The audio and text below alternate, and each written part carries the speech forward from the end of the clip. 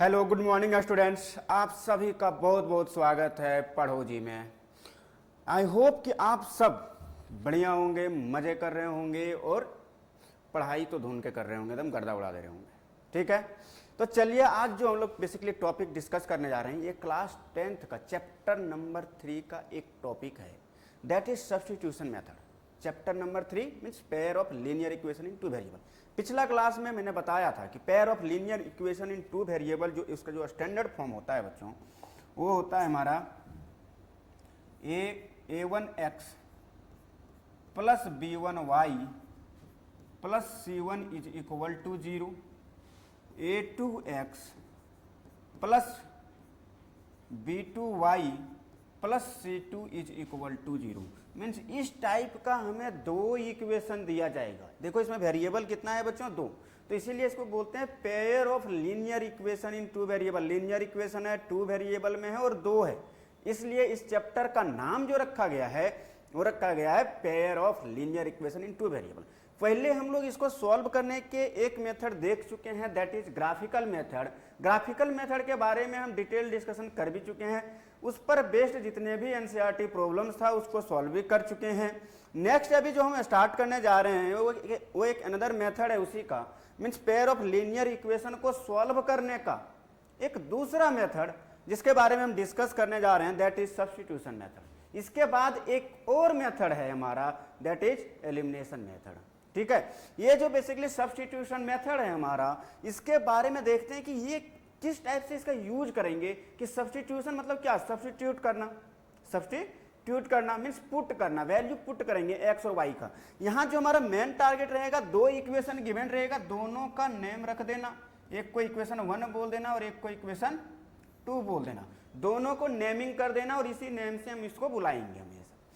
तो नेमिंग यदि हम कर दिए इक्वेशन 1 और इक्वेशन 2, तो इक्वेशन 1 से या फिर इक्वेशन 2 से किसी से भी आप एक की वैल्यू फाइंड करो, इधर x की और y की।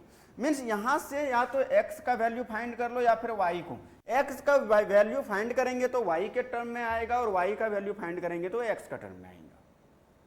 ठीक है, इन दोनों अब क्या करो, x का वैल्यू जो यहां से हम लोग फाइंड आउट करेंगे उसको सब्स्टिट्यूट कर दो किसमें, इक्वेशन 2 में। मीन्स एक से x की वैल्यू फाइंड करो या y की वैल्यू फाइंड करो और दूसरे इक्वेशन में जाके सब्स्टिट्यूट कर दो, यही रहेगा हमारा टारगेट। वहां से क्या होगी, x या y की वैल्यू जिस अकॉर्डिंग टू सब्स्टिट्यूशन क्या आप सब्स्टिट्यूट कर रहे हैं उसके अकॉर्डिंग हमारा एक वैल्यू फाइंड आउट हो जाएगी। एक वैल्यू जब फाइंड आउट हो जाएगी तो दूसरी के लिए हम फिर से सब्स्टिट्यूट करेंगे। x की वैल्यू मान लो हमें पता चल गया, तो फिर x का वैल्यू यदि पता चल गया तो y का वैल्यू फाइंड आउट करने के लिए x का वैल्यू किसी भी दो इक्वेशन में, दो में से किसी भी इक्वेशन में पुट करके y का वैल्यू फाइंड आउट कर लेंगे, x का वैल्यू फाइंड आउट कर लेंगे। तो देखते हैं एग्जाम्पल के थ्रू, इसके प्रॉब्लम्स के थ्रू, ना कि ऐसे ओरली तो बेसिकली हमें समझ नहीं आती है कि सर क्या क्या बोल रहे हैं, 1 में पुट करो, 2 में पुट करो, ये करो वो करो फलां ढंग का। तो जो भी है चीजें हम क्वेश्चंस के थ्रू समझेंगे। इसका यदि थ्योरी पार्ट देखना है तो आप मेरा फर्स्ट लेक्चर देखें, चैप्टर 3 का फर्स्ट लेक्चर, वहां मैंने डिटेल में बताया है कि ये कैसे सब्स्टिट्यूशन हो रहा है, कि कैसे इसका मतलब एक्स और वाई का वैल्यू कैसे हम लोग फाइंड करते हैं। तो चलिए हम क्वेश्चंस के थ्रू समझते हैं, प्रॉब्लम्स के थ्रू समझते हैं कि कैसे हम इस टाइप के प्रॉब्लम्स को सब्स्टिट्यूशन मेथड से टैकल करेंगे या सॉल्व करेंगे। ठीक है, तो चलिए स्टार्ट करते हैं। देखो बोला गया है एक्सरसाइज 3.2 एनसीईआरटी में, एनसीईआरटी के एक्सरसाइज 3.2 में बोला गया है कि सॉल्व द फॉलोइंग। सॉल्व का मतलब बोल रहा है बच्चों कि एक्स और वाई का वैल्यू फाइंड करना। Solve the following pair of linear equations bye substitution method. Substitution method, तो सब्स्टिट्यूशन मेथड से बेसिकली हमें सॉल्व करना है। तो चलिए हम लोग सॉल्व करते हैं। एक इक्वेशन हमारा गिवन है, इस गिवन इक्वेशन को सब्स्टिट्यूशन मेथड के थ्रू सॉल्व करना है। ठीक है, तो चलिए इसका सॉल्यूशन लिखते हैं।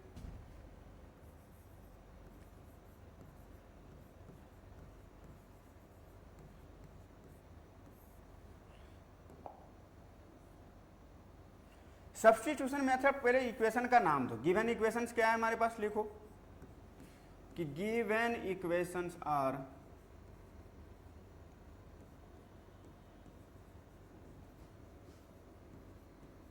कौन सा गिवन इक्वेशन है बच्चों, x plus y equal to 14 and x minus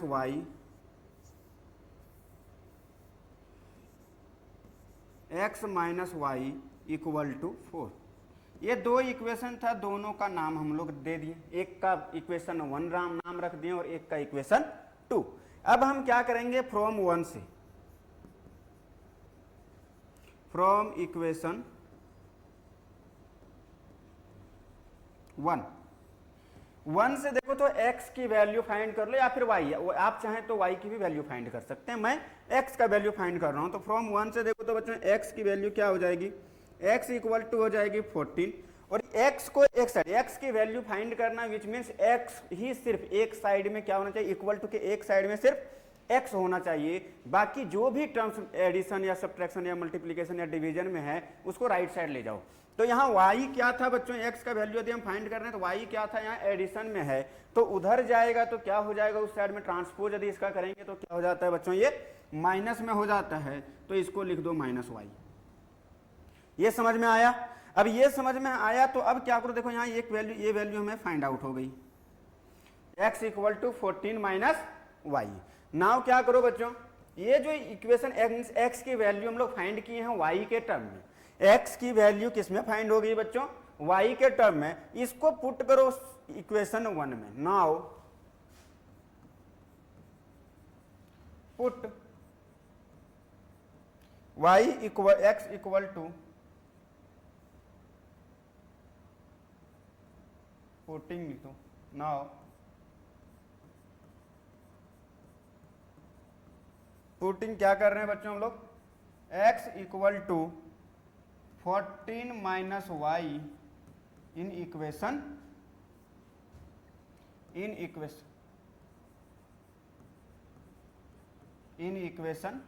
2 we get देखो तो x equal to 14 minus y इसमें पुट करेंगे, क्या हो जाएगा बच्चों, ध्यान से देखो तो x के जगह पर कितना पुट करेंगे 14 माइनस वाई, तो यहाँ क्या हो जाएगा 14 माइनस वाई, और ये y तो यहाँ ऑलरेडी पहले से था, ये माइनस वाई तो था, इतना जो पुट किया हम बेसिकली ये x की वैल्यू पुट किए, x इक्वल टू हमारा क्या था बच्चों 14 minus y, 14 minus y. Next हमारा क्या है, राइट साइड में इसका क्या है 4, ठीक है। अब हम क्या करेंगे, यहां से y की वैल्यू हमारा फाइंड आउट हो जाएगी। देखो तो ये linear equation in one variable, और एक वेरिएबल और एक इक्वेशन यदि हो तो हम इजीली सॉल्व कर सकते हैं, वहां से मीन्स वेरिएबल की वैल्यू फाइंड आउट कर सकते हैं। यहाँ क्या हो जाएगा देखा जाए लॉजिकली तो minus y and minus y कितना हो गया बच्चों, माइनस 2y, एंड इधर क्या हो जाएगा, ये 44 हो जाएगा, और ये 14 इधर प्लस में है, उधर जाएगा ट्रांसपोज करेंगे तो क्या हो जाएगा बच्चों माइनस में। नेक्स्ट हमारा क्या हो जाएगा बच्चों, यहाँ हो जाएगा minus 2y equal to minus 10, means 4 minus 14 करेंगे तो माइनस 10 आएगा बच्चों। ये सब तो बेसिक चीजें आपको पता होगा। तो यहाँ देखो तो ये माइनस और माइनस क्या हो जाएगा बच्चों, कैंसल। नेक्स्ट क्या होगा, y equal to 10/2, 10/2 means y का वैल्यू क्या निकल गया बच्चों 5। तो ये हो गया हमारा y का वैल्यू। नेक्स्ट हमें फाइंड करना है x की वैल्यू, y की वैल्यू तो फाइंड आउट हो गई, अब हमें जो फाइंड करना है वो x की वैल्यू। तो x की वैल्यू के लिए किसी भी इक्वेशन में या तो इसमें पुट कर दो x की वैल्यू या फिर इसमें, जिसमें मन करे, जिसमें इजी हो फाइंड आउट, देखो सिचुएशन की किसमें कैलकुलेशन इजी होगा उसी में पुट करना। तो यहाँ तो दोनों हालांकि इजी है तो इसमें पुट कर देता हूँ। नाउ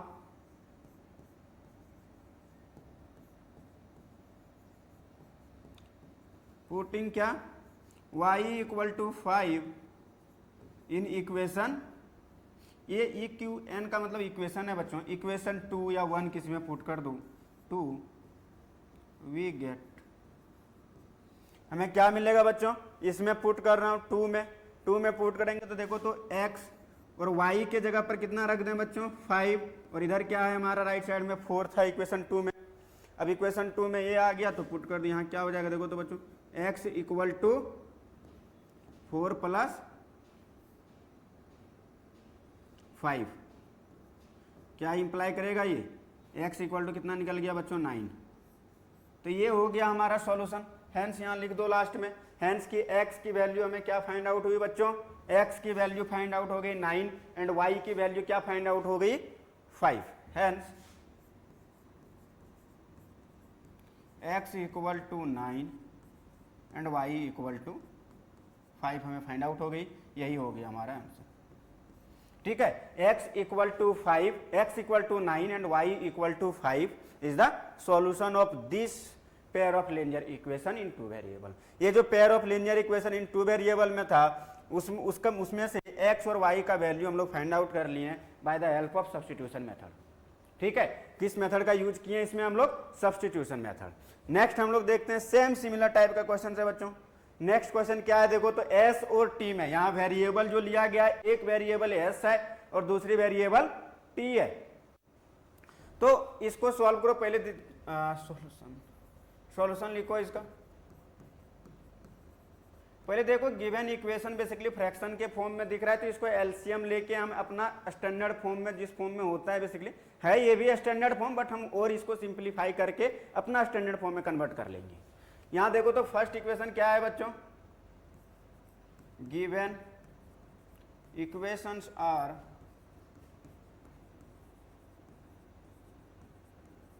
क्या है बच्चों, s minus t is equal to 3, इसको इक्वेशन 1 नाम दे दो। सेकेंड में क्या है बच्चों, s upon 3 plus t upon 2 equal to 6। ठीक है, इसको एलसीएम लेके सबसे पहले सिंप्लीफाई कर लो बच्चों। यहां देखो तो इन दोनों का एलसीएम लेंगे तो कितना आएगा, 3 और 2 का एलसीएम 6 आता है बच्चों, तो यहां लिख दो 6 और 3 से इसको डिवाइड करेंगे तो कितने टाइम्स में जाएगा, 2 टाइम्स में, तो इसको मल्टीप्लाई करेंगे यहाँ क्या हो जाएगा 2s प्लस 2 से इसको डिवाइड करेंगे तो 3 टाइम्स में जाएगा, तो हो जाएगा 3t इक्वल टू 6। नेक्स्ट हमारा क्या होगा बच्चों, 2s plus 3t equal to, ये देखो तो इधर डिवाइड में इधर जाएगा तो मल्टीप्लाई हो जाएगा, तो 6 इंटू 6 कितना हो जाएगा बच्चों 36। ये बन गया हमारा सेकेंड इक्वेशन।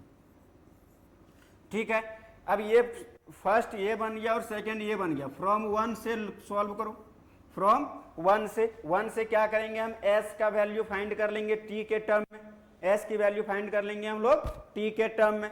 तो सॉल्व करो नाउ, ऐसे लिखो फ्रॉम इक्वेशन 1। देखो तो फ्रॉम इक्वेशन 1 से क्या होगा बच्चों, s इक्वल टू हम लोग फाइंड कर सकते हैं 3 प्लस टी। अब ये 3 plus t, s equal to 3 plus t को किस में पुट कर दो बच्चों, s equal to 3 plus t को हम लोग पुट कर देंगे इक्वेशन 2 में। Now putting s equal to 3 plus t in equation 2 we get, हमें क्या मिलेगा बच्चों, s इक्वल टू, देखो तो s के जगह पर 3 प्लस टी पुट कर दो, 3 प्लस टी और यहां कितना है प्लस, प्लस में क्या है बच्चों 3t इक्वल टू में कितना है बच्चों 36। तो यहां से क्या हो जाएगा, ये हो जाएगा 6 plus 2t plus 3t equal to 36। इसको जो 3t प्लस 2t सॉल्व करेंगे तो कितना हो जाएगा बच्चों 5t ऐड करेंगे तो, और यहाँ देखो तो 6, ये 36 है, 36 माइनस हो जाएगा इधर, इधर 6 प्लस में उधर ट्रांसपोज करेंगे मीन्स इक्वल टू के उस साइड लेके जाएंगे तो क्या हो जाएगा बच्चों, ये -6 हो जाएगा। प्लस 6 था तो क्या हो जाएगा -6 हो जाएगा। नेक्स्ट हमारा क्या है बच्चों 5t इक्वल टू यहाँ कितना हो जाएगा 30, मीन्स 36 माइनस 6 करेंगे तो 30 आ जाएगा। अब क्या हो जाएगा 30/5, तो t का वैल्यू क्या फाइंड आउट हो गया बच्चों 6, t का वैल्यू क्या फाइंड आउट हो गया 6। अब t का वैल्यू यदि फाइंड आउट हो गया है तो s का वैल्यू इसमें भी पुट करके इसका नाम 3 भी दे सकते हो आप, और इसमें भी आप पुट कर सकते हो, इन तीनों में से किसी में भी पुट कर दो, वहां से s की वैल्यू फाइंड आउट हो जाएगी। नाउ क्या करो,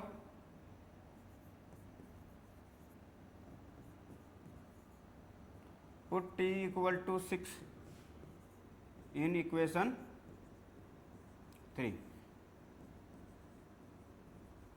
तो हमें क्या मिलेगा बच्चों, t की वैल्यू इसमें पुट करेंगे, t की वैल्यू इसमें पुट करेंगे तो क्या आएगा, s equal to 3 + 6 means s equal to जो आएगा बच्चों वो 9 के इक्वल आ जाएगा। तो यहां से हम लोग लिख सकते हैं हेंस s इक्वल टू कितना आया बच्चों 9 एंड t की वैल्यू हमारा क्या आ गया बच्चों 6। ये हो गया हमारा रिक्वायर्ड आंसर।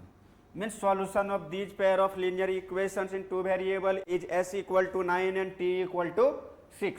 ये हो गया हमारा सॉल्यूशन बच्चों, रिक्वायर्ड सॉल्यूशन। तो इस टाइप से सब्स्टिट्यूशन मेथड में बेसिकली देखा जाए तो एक बार यहाँ सब्स्टिट्यूशन कर रहे हैं और एक बार यहाँ, मीन्स 2 बार सब्स्टिट्यूशन करना पड़ता है। एक बार x की वैल्यू y के टर्म में जो निकाले होते हैं उसको सब्स्टिट्यूट करते हैं, फिर वहां से y की वैल्यू जो हमारा फाइंड आउट होता है या t की वैल्यू जो हमारा फाइंड आउट होता है उसको हम क्या करते हैं, फिर से सब्स्टिट्यूट करते हैं किसी भी एक इक्वेशन में, और वहां से हमारा s या t का वैल्यू जो भी है एक वेरिएबल की वैल्यू फाइंड आउट हो जाएगी। तो वहां बेसिकली सब्स्टिट्यूशन मेथड में देखा जाए तो 2 बार सब्स्टिट्यूट करते हैं बच्चों, 2 बार पुट करते हैं वैल्यू को। ठीक है, इस बात का ध्यान रखें। अभी नेक्स्ट मेथड हम लोग नेक्स्ट लेक्चर में पढ़ेंगे एलिमिनेशन मेथड। वहां बताया जाएगा कि एलिमिनेट करके, लेकिन वहां भी सब्स्टिट्यूट कहीं ना कहीं हमें करना ही पड़ता है एक बार। तो यहाँ अदर मेथड देख लेना एक बार। ये क्या है बच्चों, पुट मतलब सब्स्टिट्यूशन मेथड में 2 बार सब्स्टिट्यूट करते हैं, 2 बार सब्स्टिट्यूट करते हैं, इस बात का ध्यान रखें। नेक्स्ट हमारा मेथड है बच्चों, सॉरी नेक्स्ट हमारा प्रॉब्लम है पार्ट 3, पार्ट मतलब थर्ड पार्ट इसका, वही एक्सरसाइज 3.2 था ना, एक्सरसाइज 3.2 का फर्स्ट क्वेश्चन का थर्ड पार्ट। यहां देखा जाए इसको सॉल्व फिर से वही करना है, सेम काम करना है बच्चों आप लोग को। अब मैं डायरेक्ट जल्दी जल्दी सॉल्व करता हूं। सॉल्यूशन इसका क्या होगा बच्चों, इक्वेशन मैं यही नाम दे दूं, नहीं सॉल्व लिख ही देता हूं, नहीं आप लोग वो भी लिख दोगे कि सर मैं भी लिख दिया वहीं जहां आपने लिखा था। यहाँ क्या हो जाएगा बच्चों, ये 9x - 3y equal to 9 equal to 9। इसका नाम इक्वेशन 1 दे दो, इसका नाम इक्वेशन 2 दे दो।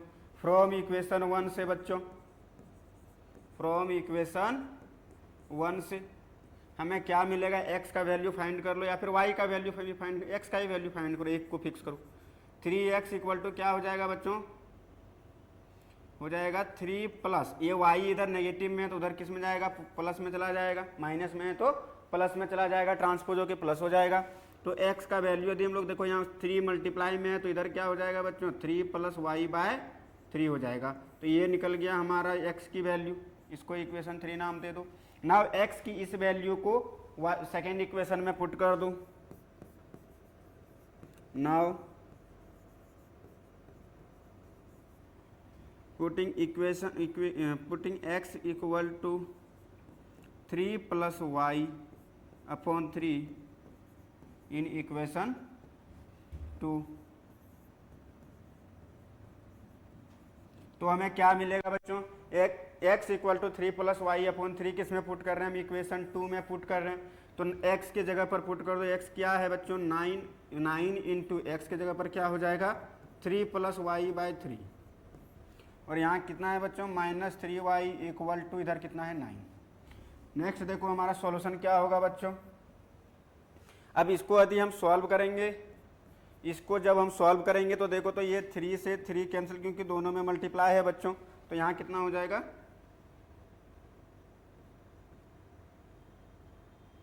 तो यहाँ कितना है,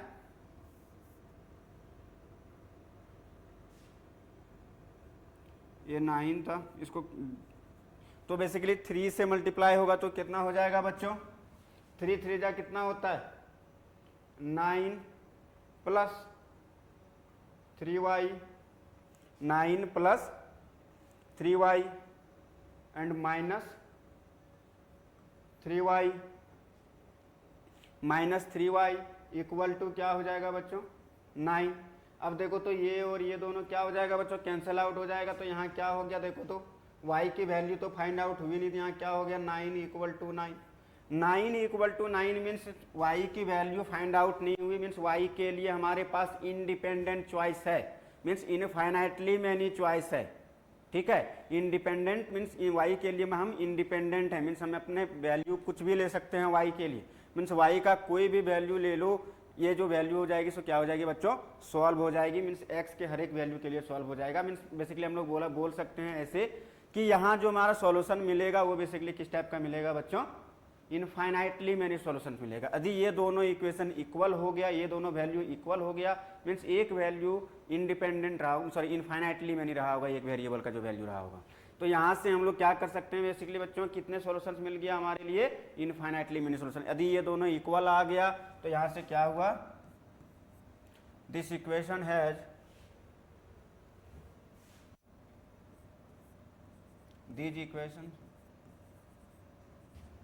these equations have infinitely many solution, means एक दूसरे पर ओवरलैप करेगा, कोइंसिडेंट लाइन के बारे में पढ़े थे ना, तो इनफाइनाइटली मैनी सॉल्यूशन,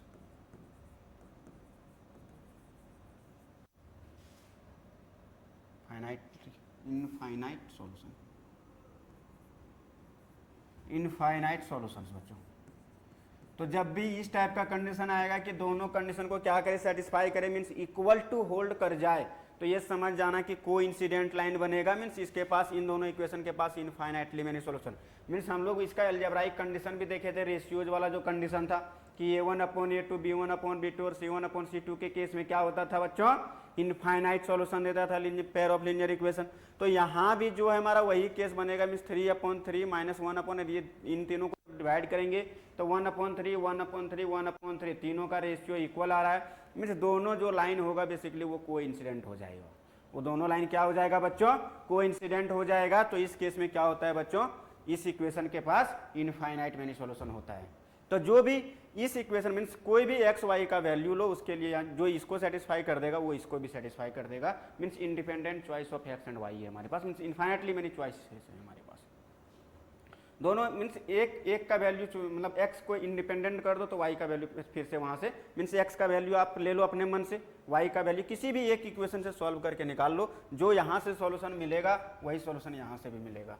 तो इसके पास कितने सॉल्यूशन हैं बच्चों, इनफाइनाइटली मैनी। तो एक वैल्यू आप खुद से भी लिख सकते हो, बोला था फाइंड द सॉल्यूशन, तो हम लोग कुछ भी लिख सकते हैं, इफ x इक्वल टू हम ले लिए बच्चों 3, x इक्वल टू हम क्या ले लिए बच्चों 3, तो फ्रॉम 1 से देखो तो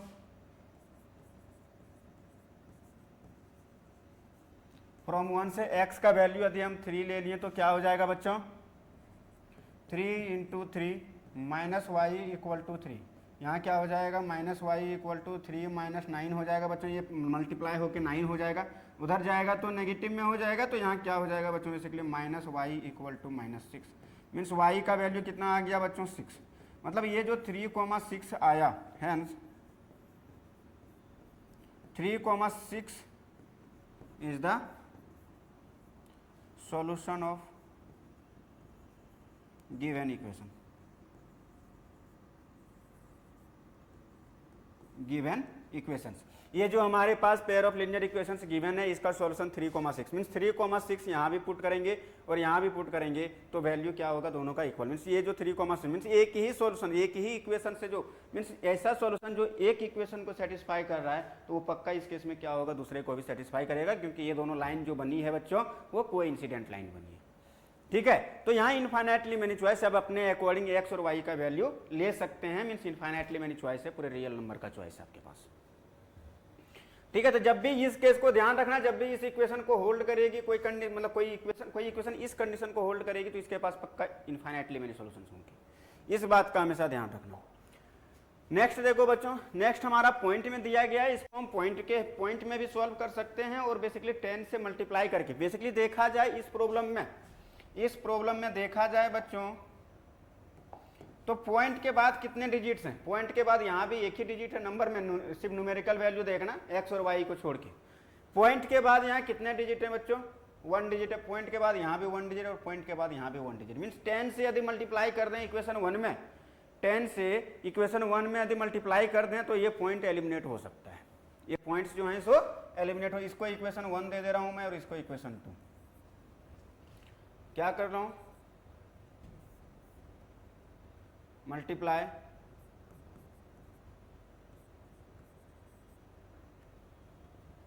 both sides by 10 in equation 1 and 2।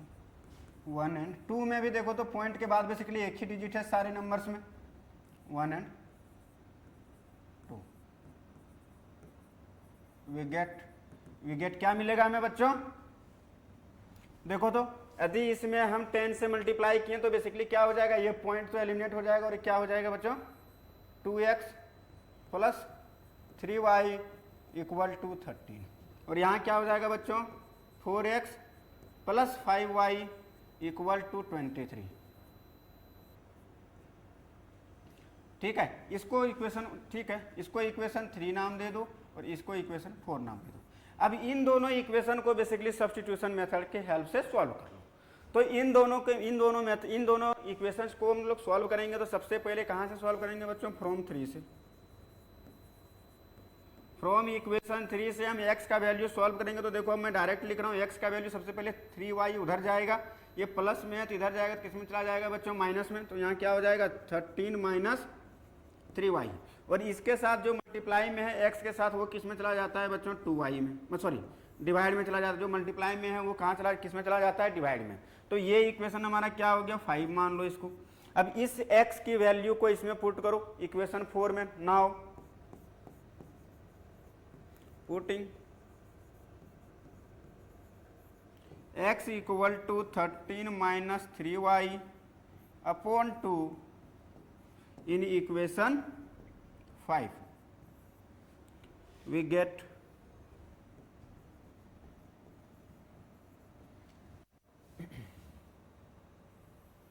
हमें क्या मिलेगा बच्चों, देखो तो x की वैल्यू क्या पुट कर रहे हैं हम लोग, 13 माइनस 3y, किस में पुट कर रहे हैं, इक्वेशन 4 में। तो यहां क्या हो जाएगा, देखो तो 4 इंटू x की वैल्यू क्या है बच्चों, 13 माइनस 3y अपॉन 2, माइनस में कितना है बच्चों 5y, सॉरी प्लस में है 5y, इक्वल टू में क्या है 23। अब इसको सॉल्व करें तो ये और ये 2 टाइम्स में तो कैंसिल हो जाएगा, तो यहाँ क्या बचेगा, 2 13 जा हो जाए 26 minus 6y plus y plus 5y equal to 23। अब इसको सॉल्व करेंगे तो माइनस 6y और प्लस 5y कितना होता है बच्चों, माइनस y के इक्वल होता है, माइनस y, और ये 26 जब हम लोग इसको इस 26 को इस साइड लेके जाएंगे तो माइनस में जाएगा, मीन्स हो जाएगा 23 माइनस 26, 23 माइनस 26। तो यहाँ से देखा जाए बच्चों तो 23 माइनस 26, तो यहाँ से कितना हो जाएगा, minus y equal to minus 3, means minus minus cancel हो जाएगा तो y इक्वल टू बचेगा 3 बच्चों। तो इस y इक्वल टू 3 को हम लोग क्या करेंगे, किसी मतलब इक्वेशन 5 में पुट कर दो ना, फ्रॉम किससे बच्चों,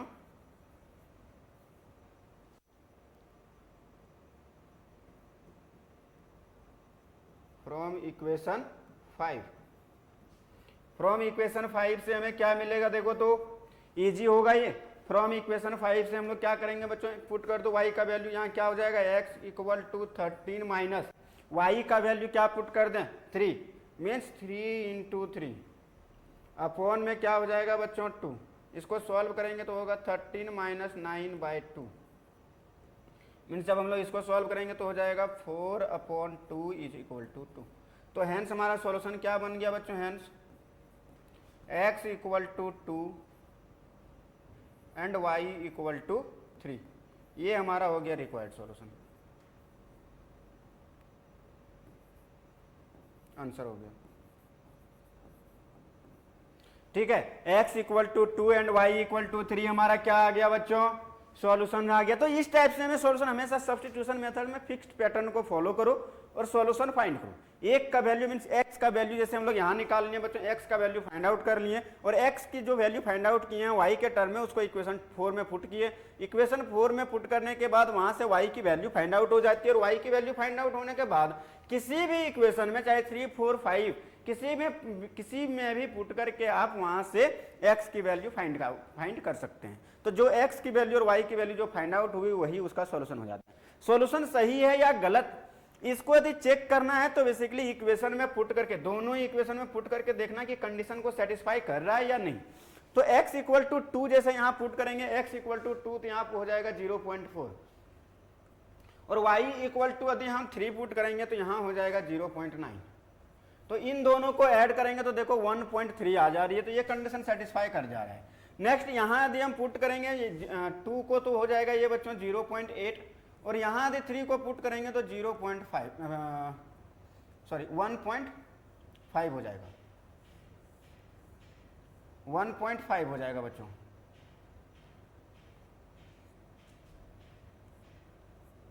वन पॉइंट कितना हो जाएगा 5 हो जाएगा, क्योंकि 3 5 जाए कितना होता है 15 और 1 डिजिट के बाद पॉइंट पर लग जाएगा। तो अब इन दोनों को ऐड करेंगे तो बेसिकली 2.3 ही आएगा, 15 एंड 8 होता है 23 मीन्स 2.3। तो ये हो गया हमारा रिक्वायरमेंट्स। ये जो सॉल्यूशन आया है ये सही है। इस टाइप से हम वैल्यू पुट करके चेक भी कर सकते हैं कि ये मेरा आंसर जो फाइंड आउट किए हैं वो सही है या गलत। ठीक है, चलिए नेक्स्ट प्रॉब्लम हम लोग सॉल्व करते हैं इस पर बेस्ड। एक देखो तो यहाँ सब्स्टिट्यूशन मेथड, बेसिकली यहाँ पर रूट को देखकर हम लोग ऐसे डरते हैं जैसे वो नंबर है ही नहीं, वो नंबर है ही नहीं। अरे भैया वो भी नंबर ही है, इरेशनल नंबर है, तो नंबर से इतना क्यों डरना, इतना क्यों सोचना उस नंबर्स के बारे में कि भैया ये सर रूट दे दिया अब कैसे करेंगे हम। अरे भैया वो भी एक नंबर ही है, सिंपल सी बात है। तो नंबर से इतना डरना नहीं होता है। इसको इक्वेशन मैं 1 दे देता हूँ बच्चों, मैं डायरेक्ट लिखता हूँ और इसको इक्वेशन 2। ठीक है, तो फ्रॉम यही मैं सॉल्यूशन लिख दे रहा हूं। ठीक है, तो देखो तो यहां से फ्रॉम 1 से जब हम लोग सॉल्व करेंगे फ्रॉम 1 से बेसिकली क्या होगा, देखो तो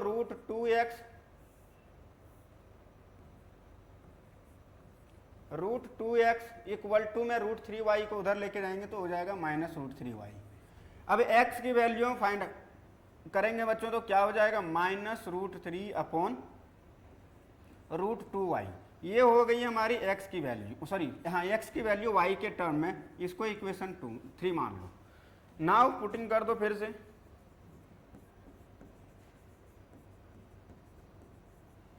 putting x equal to -√3 upon √2y in equation 2। ठीक है, तो हमें क्या मिलेगा, इस इक्वेशन को हम क्या कर रहे हैं पुट कर रहे हैं इक्वेशन 2 में। तो यहां क्या हो जाएगा बच्चों √3 into -√3 upon √2y and -√8y is equal to हो जाएगा 0।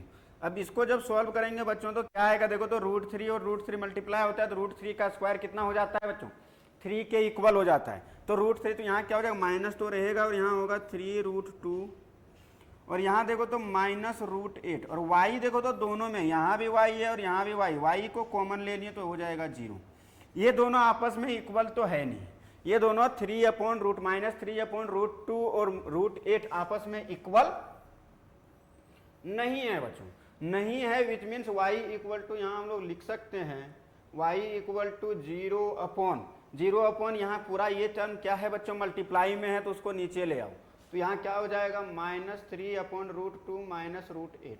तो ये क्या हो जाएगा something 0 upon something number other than 0 means denominator में वैसे भी 0 तो कभी होता नहीं है। तो ये जो है नॉन जीरो नंबर है तो ऊपर में क्या है 0, तो आंसर क्या हो जाता है बच्चों 0 ही हो जाता है। तो ये हो गया y की वैल्यू जो आया बेसिकली सॉल्व करके वो आया है 0। अब इस y की वैल्यू को क्या करेंगे बच्चों हम इसमें पुट कर देंगे इक्वेशन 3 में। नाउ फ्रॉम 3 कर दो, फ्रॉम इक्वेशन 3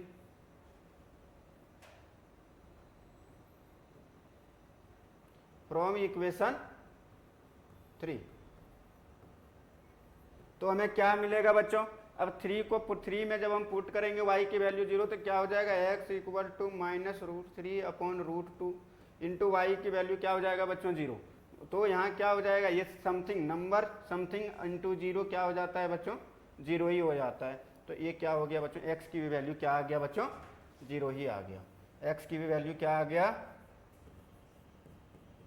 तो इसको मस्त सा एक रेक्टेंगुलर बॉक्स में रख दो। हेंस हमारा जो सॉल्यूशन आया बच्चों, hence the solution is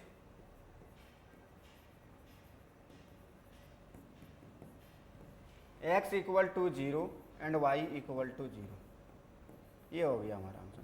means x का भी वैल्यू 0, अब यहाँ पुट करके देखो x का वैल्यू 0 पुट करेंगे तो इसको 0 कर देगा और y का वैल्यू पुट करेंगे तो इसको 0 कर देगा। 0 + 0 क्या हो जाएगा 0 के इक्वल। यहाँ भी x का वैल्यू 0 पुट करेंगे तो 0, और यहाँ भी y का वैल्यू पुट करेंगे तो 0। तो 0 माइनस 0 भी किसके इक्वल होता है? 0 के इक्वल। मीन्स इसके पास एक ही सॉल्यूशन होगा, दैट इज 0,0। मीन्स ओरिजिन पर दोनों लाइन इंटरसेक्ट करेगी। ओरिजिन पर दोनों लाइन क्या करेगी बच्चों? इंटरसेक्ट करेगी जब हम लोग ग्राफ बनाएंगे इसका। ठीक है, नेक्स्ट चलो नेक्स्ट क्वेश्चन, नेक्स्ट प्रॉब्लम क्या है बच्चों? नेक्स्ट देखो बच्चों, इसका सिर्फ मैं इक्वेशन बना रहा हूँ, ये लास्ट क्वेश्चन है, इसको आप बेसिकली अपने तरीके से सॉल्व, मैं इक्वेशन बना दे रहा हूँ, स्टैंडर्ड फॉर्म में कन्वर्ट कर दे रहा हूँ। अरे भैया स्टैंडर्ड फॉर्म में कन्वर्ट कर दे रहा हूँ, एक्स और वाई सेम जैसे 5 क्वेश्चन किया हूँ, ये 6 नंबर क्वेश्चन भी आपको आपके सॉल्व हो जाएंगे, ये आपका होमवर्क रहेगा। बट मैं कन्वर्ट कर दे रहा हूँ कि सर ये तो फ्रैक्शन में दिख रहा है इसलिए टफ दिख रहा है इसलिए आप छोड़ रहे हैं, नहीं, मैं इक्वेशन बना के छोड़ रहा हूँ, उसके बाद आपको सॉल्व करना है। ठीक है, इसको इक्वेशन 1 नाम दे देता हूं और इसको इक्वेशन 2। ठीक है, नेमिंग मतलब जहां से जब बुलाऊं तो इक्वेशन 1 के नाम से बुलाऊं तो ये आ जाए और इक्वेशन 2 के नाम से बुलाऊं तो ये आ जाए, बस हमारा काम यही है। अब देखो तो यहां सबसे पहले फ्रॉम 1 को सॉल्व करेंगे तो हम लोग क्या बचेगा? देखो तो फ्रॉम 1 से 3x, इन दोनों का एलसीएम कितना आएगा बच्चों? 6 ही आएगा। इन दोनों का एलसीएम 2 और 3 का एलसीएम कितना आता है? 6 आता है, और 3 से यहाँ मल्टीप्लाई हो जाएगा तो ये हो जाएगा 9x, और ये इसमें 2 से यहाँ मल्टीप्लाई हो जाएगा तो हो जाएगा 10y इक्वल टू क्या है बच्चों? 13/6। यदि देखा जाए लॉजिकली देखा जाए बच्चों तो ये 6 जो है सो इधर डिवाइड में तो उधर जाएगा मल्टीप्लाई में, मीन्स 6/6 ये जो है सो बेसिकली क्या हो रहा है? कैंसिल आउट ही हो रहा है। तो यहाँ से क्या हो जाएगा बच्चों? 9x minus 10y equal to 13। Okay, एक ये हो गया हमारा, इसको इक्वेशन 3 दे दो नाम, और यहां से देखो इन दोनों का भी एलसीएम क्या आएगा? 6 ही आएगा। फ्रॉम 2 को जब फ्रॉम 2 से हम लोग को क्या मिलेगा बच्चों? देखो तो एलसीएम क्या आएगा? 6, और x प्लस एलसीएम आएगा 6, तो यहाँ 2 से यहाँ मल्टीप्लाई हो जाएगा, 3 से यहाँ, तो बेसिकली क्या हो जाएगा? 2x plus 3y। ये फ्रैक्शन वाला ऐड तो शायद आप लोग को पता होगा बच्चों, फ्रैक्शन ऐड कैसे करते हैं। इक्वल टू में क्या हो जाएगा? 0।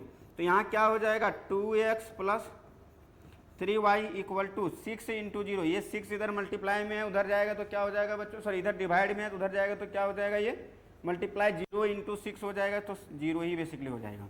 तो एक इक्वेशन ये मिल गया। तो इसको देखो, अब इसके जगह पर देखो, इसको इक्वेशन 4 मान लो। यहाँ यदि सब्स्टिट्यूशन मेथड लगाना है ना बच्चों, सब्स्टिट्यूशन मेथड यदि यहाँ लगाना है तो सब्स्टिट्यूशन मेथड के जगह पर आप देखो इसको सॉल्व करेंगे तो ये थोड़ा सा लेंदी, ये इजी देगा। 2x इक्वल टू क्या पुट करना है? 2x इक्वल टू 3y, तो x माइनस 3y, तो इस यहाँ से x की वैल्यू निकाल लेना और इक्वेशन 1 में पुट कर देना, इक्वेशन 1 में पुट कर देना y के टर्म में। चलो कर ही देता हूँ, क्या पता आप लोग महान लोग हो, कुछ भी कर सकते हो। फ्रॉम 4 से, फ्रॉम इक्वेशन 4 से देखो तो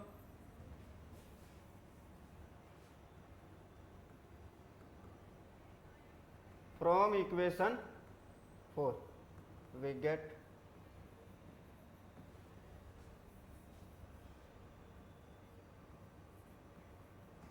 ठीक है। तो इक्वेशन देखो तो फ्रॉम 4 से हम लोग क्या फाइंड आउट कर लेंगे? हम लोग 2x इक्वल टू कितना आ जाएगा बच्चों? -3y, और x का वैल्यू कितना निकल जाएगा हमारा? -3/2y। ये हो गया हमारा x की वैल्यू फाइंड आउट हो गई। अब इस x की वैल्यू को किस में पुट कर दो बच्चों? 3 में। Now from 3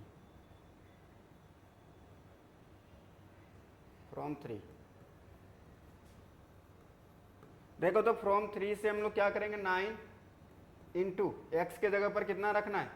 -3/2y minus 10y equal to हो जाएगा बच्चों 13। अब इसको जब हम सॉल्व करेंगे तो क्या हो जाएगा?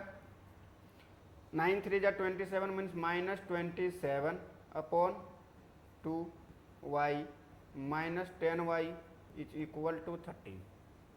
ठीक है, इसको जब हम लोग सॉल्व करेंगे बच्चों तो क्या हो जाएगा? देखो तो 2 और यहाँ एलसीएम लेंगे तो क्या हो जाएगा? 2 1 एलसीएम तो 2 ही आएगा, तो यहाँ हो जाएगा 2 और 2 आ जाएगा तो यहाँ हो जाएगा -27y और -20y इक्वल टू क्या हो जाएगा बच्चों? 13।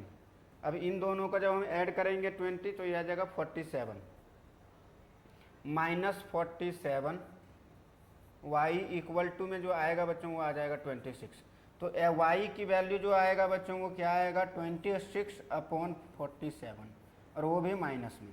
तो ये हो गया हमारा y का वैल्यू। अब इस y का वैल्यू को हम लोग क्या करेंगे बच्चों, यहाँ पुट कर देंगे, इसको इक्वेशन 5 नाम दे दो। नाउ फ्रॉम 5 से सॉल्व कर लो। नाउ फ्रॉम इक्वेशन 5 इसमें जब हम पुट करेंगे तो क्या हो जाएगा बच्चों, x इक्वल टू -3/2 और y का वैल्यू कितना निकाल चुके हैं हम लोग, -26/47। ये माइनस और माइनस तो प्लस हो जाएगा बच्चों, और ये 2 कितना हो जाएगा, 13 हो जाएगा।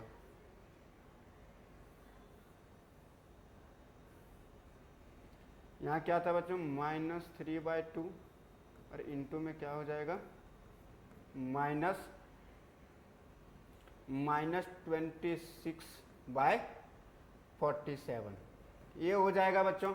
अब इधर इसको देखो तो 2 से ये 26 कैंसिल आउट होगा, तो बेसिकली 13 टाइम्स में 13 3 जा कितना होता है 39, और ये माइनस और माइनस क्या हो जाएगा, प्लस हो जाएगा, और यहाँ क्या हो जाएगा 47।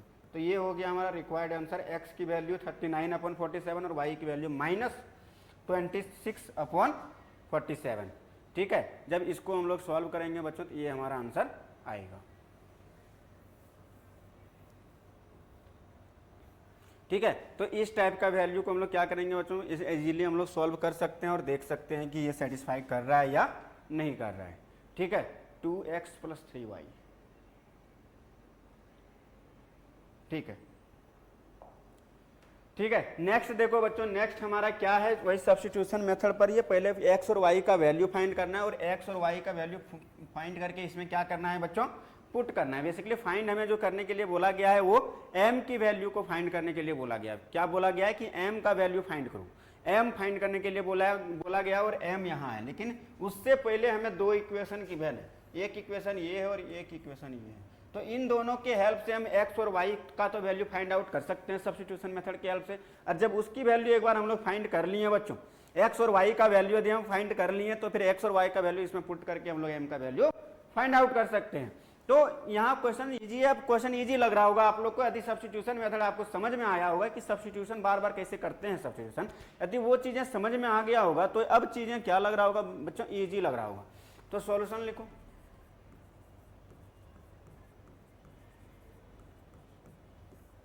सॉल्यूशन, गिवन इक्वेशन सर,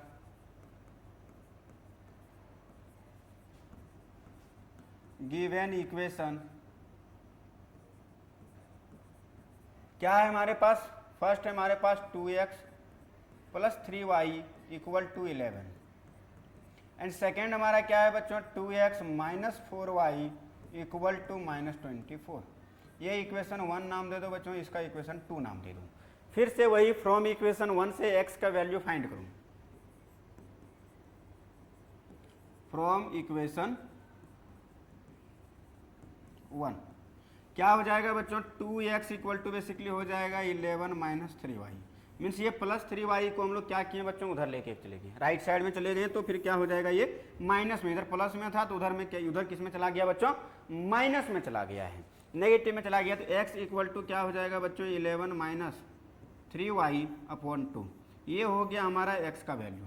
अब इस x का वैल्यू इक्वेशन 2 में पुट करो। नाउ सब्स्टिट्यूट या पुट दोनों एक ही होता है बच्चों, ये नहीं ये मत होना कि सर इक्वेशन सब्स्टिट्यूट क्यों नहीं लिख रहे हैं आप।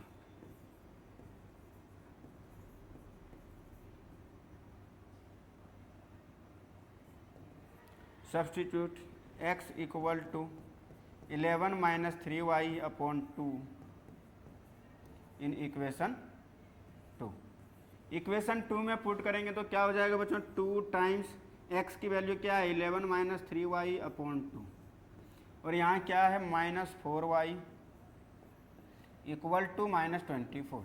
इस 2 से इस 2 को तो कैंसिल कर देगा ये 2 को, तो ये 2 यदि कैंसिल हो गया बच्चों तो हमारे पास बचा क्या, 11 - 3y, 11 - 3y -4y = क्या हो जाएगा बच्चों, -24। तो इसको जब हम लोग सॉल्व करेंगे तो ये हो जाएगा -7y = में ये 11 इधर जाएगा बच्चों तो माइनस में चला जाएगा, तो -24 पहले से है, -24 और -11 यदि ऐड करेंगे तो आ जाएगा -35। ये माइनस माइनस तो कैंसिल हो जाएगा और y इक्वल टू क्या आ जाएगा बच्चों 35/7। तो यहाँ से क्या हो जाएगा y का वैल्यू 7 y का वैल्यू 5 हो जाएगा बच्चों। y का वैल्यू यदि 5 हो गया तो y का वैल्यू अब क्या करो इस इक्वेशन 3 में पुट कर दो, इक्वेशन 3 में पुट कर दो। नाउ फ्रॉम 3 से वो x की वैल्यू फाइंड आउट कर लो। नाउ फ्रॉम 3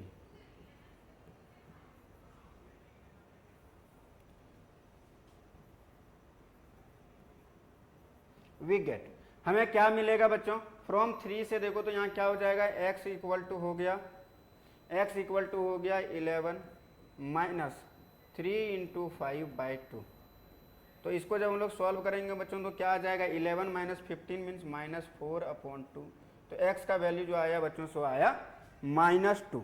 तो y का वैल्यू 5 आया, hence x equal to -2 and y का वैल्यू जो आया है सो 5 इज द सॉल्यूशन। तो अब जो ये x और y का वैल्यू आया बच्चों इसको पुट कर दो इसमें। So now put x equal to -2 and y equal to 5 in y equal to mx plus c, mx plus 3 है शायद, mx प्लस 3 है बच्चों, mx प्लस 3।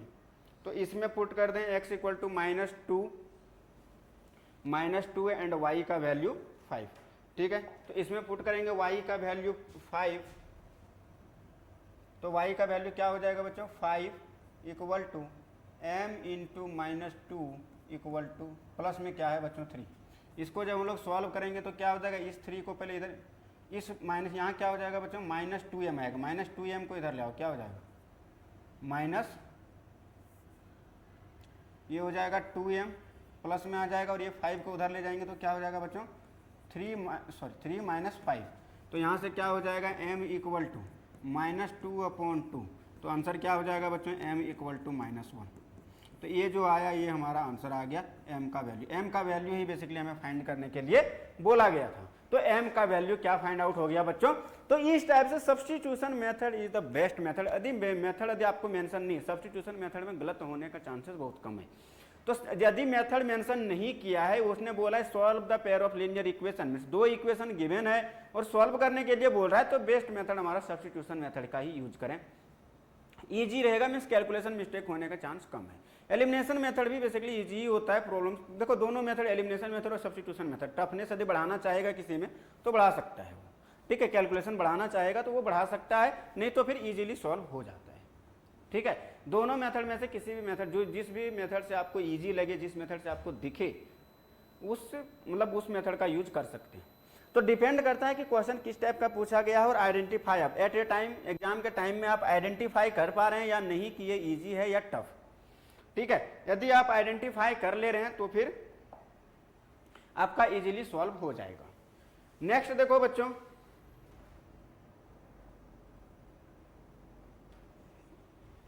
नेक्स्ट हमारा कुछ प्रॉब्लम्स है जो वर्ड प्रॉब्लम है, मीन्स वर्ड बेस्ड है, मीन्स लैंग्वेज में दिया गया है आपको, ठीक है। पहले हमें इक्वेशन का फॉर्मेशन भी करना है और फिर बाद में उसको क्या करना है बच्चों सॉल्व भी करना है। तो इस टाइप के जो प्रॉब्लम्स मीन्स ये भी जो मेथड सॉल्व करना है इक्वेशन वो सब्स्टिट्यूशन मेथड के ही हेल्प से करना है। तो सब्स्टिट्यूशन मेथड से सॉल्व करना है, बट यहाँ डायरेक्ट इक्वेशन ना दे के क्या दिया है उसने वर्ड के फॉर्म में हमारा प्रॉब्लम्स दिया गया है। वर्ड के फॉर्म में मीन्स सेंटेंस बना के दिया गया, लैंग्वेज में लिखा गया। अब इसको पहले formation means linear pair of linear equation form करो, बनाओ और फिर उसको सॉल्व करो सब्स्टिट्यूशन मेथड के हेल्प से। तो यहाँ बेसिकली सबसे पहले काम यहाँ क्या बोला गया देखो, तो फॉर्मेशन ऑफ लीनियर इक्वेशन कि फॉर्म कैसे करेंगे पेयर ऑफ लीनियर इक्वेशन को, सबसे फर्स्ट टारगेट हमारा वो है। यहाँ क्या बोला गया है कि the difference between two numbers is 26, the difference between two numbers is 26 and one number is 3 times and one number is 3 times the other, then find them। क्या बोल रहा है कि डिफरेंस मीन्स दो नंबर है, उन दोनों को जब हम सब्ट्रैक्ट कर रहे हैं तो 26 आना चाहिए और एक नंबर जो है दूसरे का 3 गुना है मीन्स 3 टाइम्स ज्यादा है। तो बोल रहा है कि फाइंड देम नंबर, वो नंबर क्या है वो बेसिकली फाइंड करो। ये मैजिक देखो कि कैसे इस टाइप के प्रॉब्लम को सब्स्टिट्यूशन मेथड इजीली सॉल्व कर देता है। सॉल्यूशन लिखो बच्चों।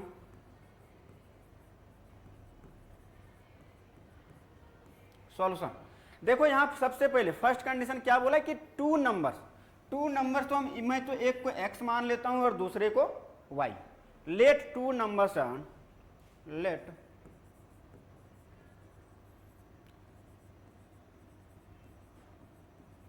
टू नंबर्स आर, क्या है बच्चों, x एंड y, ये दो नंबर्स हैं। अकॉर्डिंग टू क्वेश्चन क्या बोल रहा है कि इन दोनों का difference means x minus y करो या y minus x, means basically किसी एक कंडीशन को तो पहले होल्ड करवाना पड़ेगा। तो मान लेते हैं कि x वाला हमारा बड़ा रहा होगा, मीन्स ग्रेटर रहा होगा y से।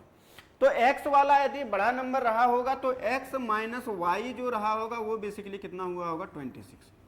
इसको इक्वेशन 1 नाम दे दो। सेकेंड क्या बोल रहा है कि one number is 3 times the other and a one number means x equal to y. ये कंडीशन कब होगा, यहां इसके अकॉर्डिंग यदि देखा जाए, ये ध्यान रखना, यहां मिस्टेक मत करना है, ठीक है। y इक्वल टू 3x यहां नहीं बन सकता है, क्योंकि यहां से हमें पता चल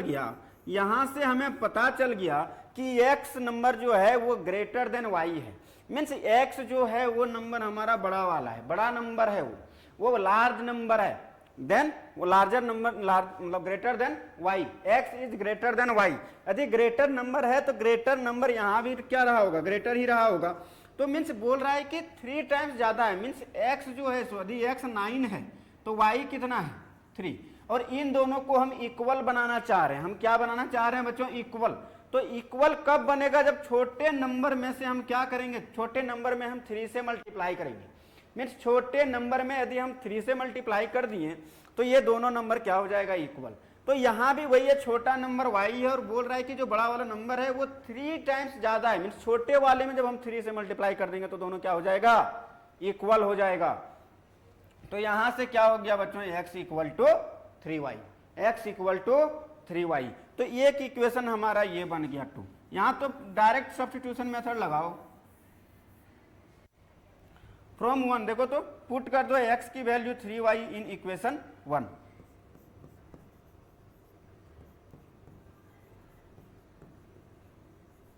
x equal to 3y in equation 1, we get. Basically हम लोग क्या किए हैं बच्चों कि एक देखो, ये जो फॉर्मेशन हो रहा है बच्चों, ये समझना बहुत इंपॉर्टेंट है, क्योंकि यही इक्वेशन है, यही हमें फंसाता है कि सर सब्स्टिट्यूशन मेथड तो आ रहा है लेकिन इक्वेशन फॉर्म ही नहीं कर पा रहे हैं। वर्ड प्रॉब्लम दिया जा रहा है तो उसको बना ही नहीं पा रहे हैं कि वो इक्वेशन क्या होगा। उसको सॉल्व करने मतलब उसको बनाने के लिए आपको थोड़ा सा कॉमन सेंस की रिक्वायरमेंट होगी। यहाँ थोड़ा सा मीन्स थोड़ा सा कहने का मतलब ये है कि जब भी ये 1 मतलब नहीं होता है कि 3 times more than this number, या फिर 3 इज मोर देन, ये ध्यान देना कब टाइम्स का यूज किया है और कब मोर का यूज किया है। मोर, लेस, टाइम्स या फिर 1/4, 3/4 इस टाइप का नंबर्स का यूज कब किया है, तो उस पर ध्यान देना। जब भी मतलब यदि बोलेगा कि x इज मतलब first number is 3 more than y, means x is 3 more than y, तो बताओ एक बात कि यहां बोल रहा है कि x जो है सो y से क्या है, 3 ज्यादा है। मीन्स y में जब हम 3 ऐड करेंगे तो क्या हो जाएगा, ये दोनों इक्वल हो जाएगा। तो इस टाइप से इक्वल टू लाना हमें नेसेसरी है, क्योंकि हम यहाँ इक्वेशन बना रहे हैं। नेक्स्ट हमारा यदि बोल देगा कि x is greater than 3 times than y, x is greater than 3 times than y, यदि y से वो 3 टाइम्स ज्यादा है, मीन्स y में जब हम 3 से मल्टीप्लाई कर देंगे तो क्या हो जाएगा, वो दोनों इक्वल। तो इस टाइप के इक्वेशन बनाने सीखना कि कैसे कब हम लोग मल्टीप्लाई करेंगे और किसमें छोटा कौन है उसमें मल्टीप्लाई डिवाइड मतलब सॉरी, जो छोटा रहेगा उसमें मल्टीप्लाई और ऐड करना, जो बड़ा रहेगा यदि उससे फाइंड आउट करना है तो बड़ा में से सब्ट्रैक्ट या फिर डिवाइड करना पड़ेगा।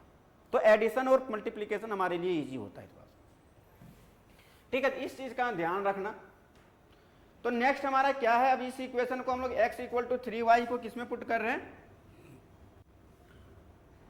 1 में। तो यहां से क्या हो जाएगा बच्चों, x इक्वल टू 3y, तो हो जाएगा 3y minus y equal to 26, ठीक है।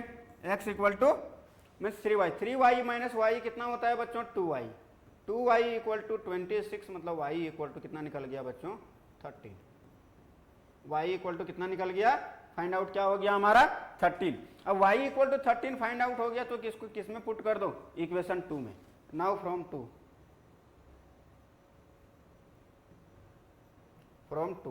यदि 2 में पुट करेंगे तो क्या हो जाएगा बच्चों, x equal to 3 into 13 means x equal to क्या होगा बच्चों 39। ये हो गया हमारा first number, means x larger number is 39 and smaller number is क्या हो जाएगा बच्चों 13। Hence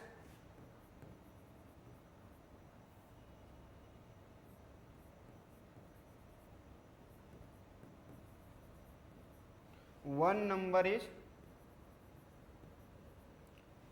39 and the other number या फिर अनदर नंबर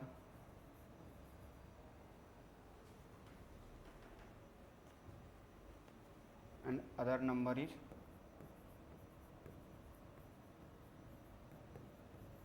क्या है बच्चों 13। ठीक है, तो यही बोला था क्वेश्चन में भी, यही बोला था कि एक जो नंबर होगा उसी का 3 गुना होगा। तो देखो तो 13 से 3 टाइम्स में है 39, 13 का 3 टाइम्स, 13 में जब हम 3 टाइम्स मल्टीप्लाई कर देंगे 3 से तो क्या हो जाएगा 13 बन जाएगा। तो ये दोनों नंबर फाइंड आउट हो गया। इस टाइप से इसका सॉल्यूशन नोट डाउन कर लो और इसी टाइप से आपको मेंशन करना है। ठीक है, तो ये ध्यान रखना, स्पेशली फोकस रहना इसमें कि वर्ड प्रॉब्लम को कैसे टैकल करें। पहले इक्वेशन यहां बनाना पड़ेगा और फिर हमें सॉल्व करना पड़ेगा। नेक्स्ट देखो तो बच्चों डिग्री पर बेस्ड है और यहां क्वेश्चन में थोड़ा सा छूट गया, फाइंड देम। क्या बोल रहा है, the larger of to supplementary angles exceeds the smaller by 18। तो सबसे पहले 2 सप्लीमेंट्री एंगल्स है। अब सप्लीमेंट्री एंगल्स का डेफिनेशन यदि आप lines and angles class 9th में ही पढ़ाया जाता है, यदि आपको नहीं पता होगा तो माथा पीटो। क्या हो जाएगा यहाँ बच्चों सॉल्यूशन, जो हल्का हल्का सुरूर है। तो यहाँ क्या हो जाएगा बच्चों, तो सबसे पहले 2 सप्लीमेंट्री एंगल्स मान लो, let x and y are 2 supplementary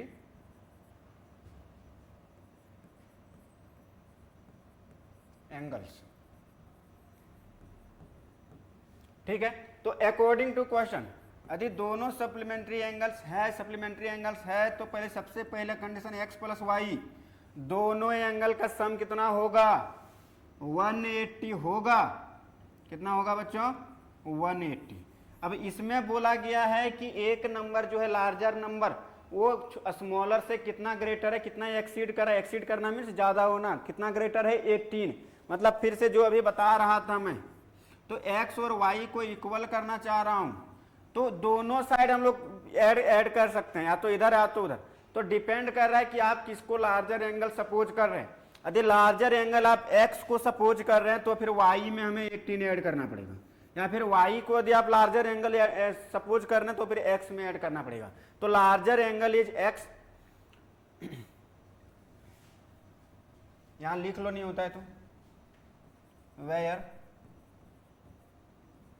x is the larger angle, x is the larger angle and y is the smaller angle।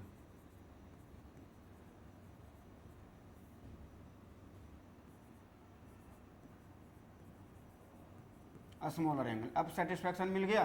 तो अब हमने क्लियरली मेंशन कर दिया कि x जो है सो लार्जर है। x यदि लार्जर है तो पक्का y में जब हम ऐड करेंगे तो दोनों इक्वल होगा, इस बात का ध्यान रहेगा। तो ये बन गया हमारा इक्वेशन 1 और ये बन गया हमारा इक्वेशन 2। अब यहां से सब्स्टिट्यूशन मेथड का मीन्स यहां क्या बोला था कि one number is means one angle is जो मतलब larger angle is greater then smaller angle by 18। Means कितना ग्रेटर है बच्चों 18। तो हम स्मॉलर एंगल में मीन्स मैं इस टाइप से बोल सकता हूं कि मेरे पास यदि मेरे पास 50 रुपीज है और आपके पास 32 रुपीज है, मैं बोल रहा हूं कि आई हैव कितना 18 मोर रुपीज देन यू। मीन्स आपसे मैं 18 रुपया ज़्यादा रखा हूँ, 18 रुपीज़ ज़्यादा रखा हूँ, तो बेसिकली इन दोनों को इक्वल करना है। तो जिसके पास मीन्स आपके पास कम पैसा है तो फिर आप में क्या करते हैं, यदि हम 18 ऐड कर दें तो फिर दोनों क्या हो जाएंगे, इक्वल। यदि मेरे साइड से जाओगे तो मेरे में क्या करना पड़ेगा, 18 का सब्ट्रैक्शन करना पड़ेगा, फिर मैं आपके इक्वल हो जाऊंगा। ठीक है, तो इस टाइप से हमेशा ध्यान रखना इसका। तो यहाँ क्या हो गया बच्चों, ये अब देखो तो x equal to y plus 18 किसमें पुट कर दो, now putting x equal to y plus 18 in equation 1 we get, in equation 1 में क्या पुट कर रहे हैं, y प्लस 18, तो यहाँ क्या हो जाएगा बच्चों, y plus 18 plus y equal to 180। अब जब हम इसको सॉल्व करेंगे तो क्या हो जाएगा, ये 2y इक्वल टू, देखो तो 18 इधर प्लस में है बच्चों, इधर जाएगा तो माइनस में आएगा, तो 180 माइनस 18 करेंगे तो यहाँ से क्या हो जाएगा बच्चों, y इक्वल टू हो जाएगा 162/2। तो y इक्वल टू जो वैल्यू आया बेसिकली 81, मीन्स x की मतलब सॉरी एक की जो वैल्यू आई है वो 81 आई है। देन फ्रॉम 2 से, फ्रॉम 2 में y का वैल्यू पुट कर दो बच्चों, क्या हो जाएगा, x की वैल्यू हो जाएगी y की जगह पर कितना फाइंड आउट कर लिए हम लोग, 81 प्लस 18 कितना हो जाएगा, x का वैल्यू जो हो जाएगा बच्चों 99 हो जाएगा। तो larger angle is x and smaller angle is y, hence हम लोग लिख सकते हैं, hence larger angle is 99 and smaller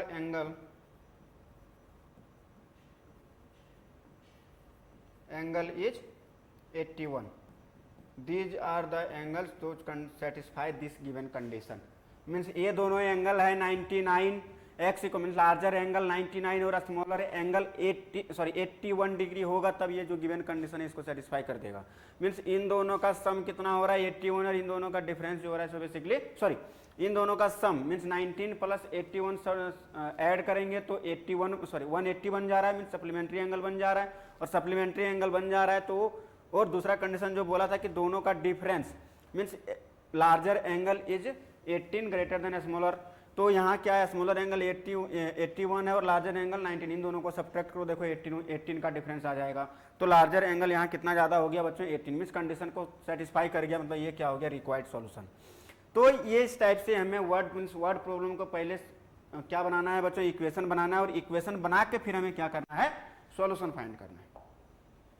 next problem हमारा देखो तो उसी पर बेस्ड है कुछ, इसको आप लोग खुद, मैं इक्वेशन बना के दे रहा हूं, इसको आप लोग खुद भी सॉल्व कर सकते हो।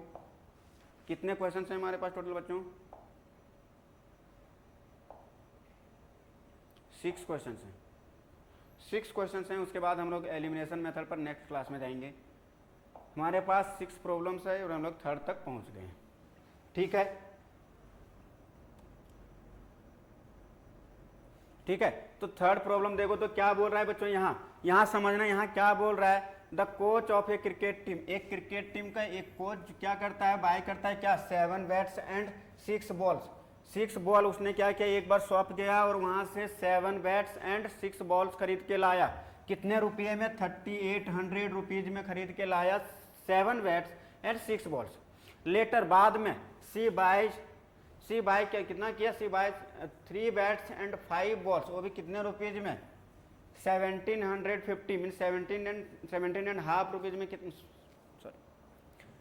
17.5 मीन्स 1750 रुपीज में उसने क्या खरीदा बच्चों, 3 बैट्स एंड 5 बॉल्स को खरीदा। Find the cost of each bat and each ball, तो फाइंड द एक बैट और एक बॉल का प्राइस क्या होगा, ये तो क्रिकेट तो आप लोग खेलते हैं, फाइंड करो। ठीक है, तो इस टाइप से हमें इसका वैल्यू बेसिकली फाइंड करने के लिए बोला गया है कि एक बैट और एक बॉल का वैल्यू क्या होगा, ये हमें फाइंड करके बताओ। तो इसका वैल्यू हम फाइंड आउट करेंगे। सबसे पहले सपोज कर लेते हैं कि cost of the each bat and each ball is x and y, ठीक है, रिस्पेक्टिवली। तो लेट कर लो, यहाँ सॉल्यूशन कर लो, लिखो सब उसी टाइप से है बच्चों। यदि आप लोग थोड़ा सा कॉन्सेंट्रेट करेंगे तो इजी हो जाएगा। ये क्या है, यहाँ क्या बोल रहा है कि 7 मंथ्स, लेट कर लो कि let cost of each bat is rupees x and cost of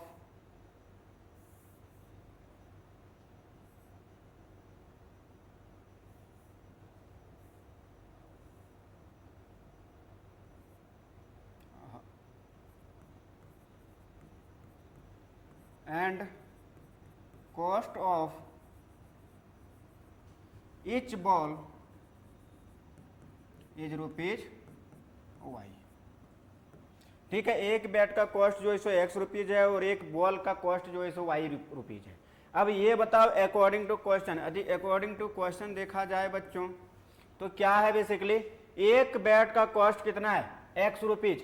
एक बैट का कॉस्ट कितना है, एक्स रुपीज। तो फर्स्ट टाइम में देखा जाए तो वो कितने बैट को खरीदा है, 7 बैट। मीन्स एक का यदि एक्स रुपीज है तो 7 बैट का कितना प्राइस हो गया होगा, 7 into x means 7x। And एक बॉल का प्राइस यदि वाई रुपीज है तो 6 बॉल उसने खरीदा है, 6 बॉल उसने खरीदा है। तो क्या हो जाएगा बच्चों, 6y। और इन दोनों के बीच में हमने प्लस का साइन रखा, इन दोनों के बीच में हमने क्या रखा, प्लस का साइन। मीन्स टोटल 7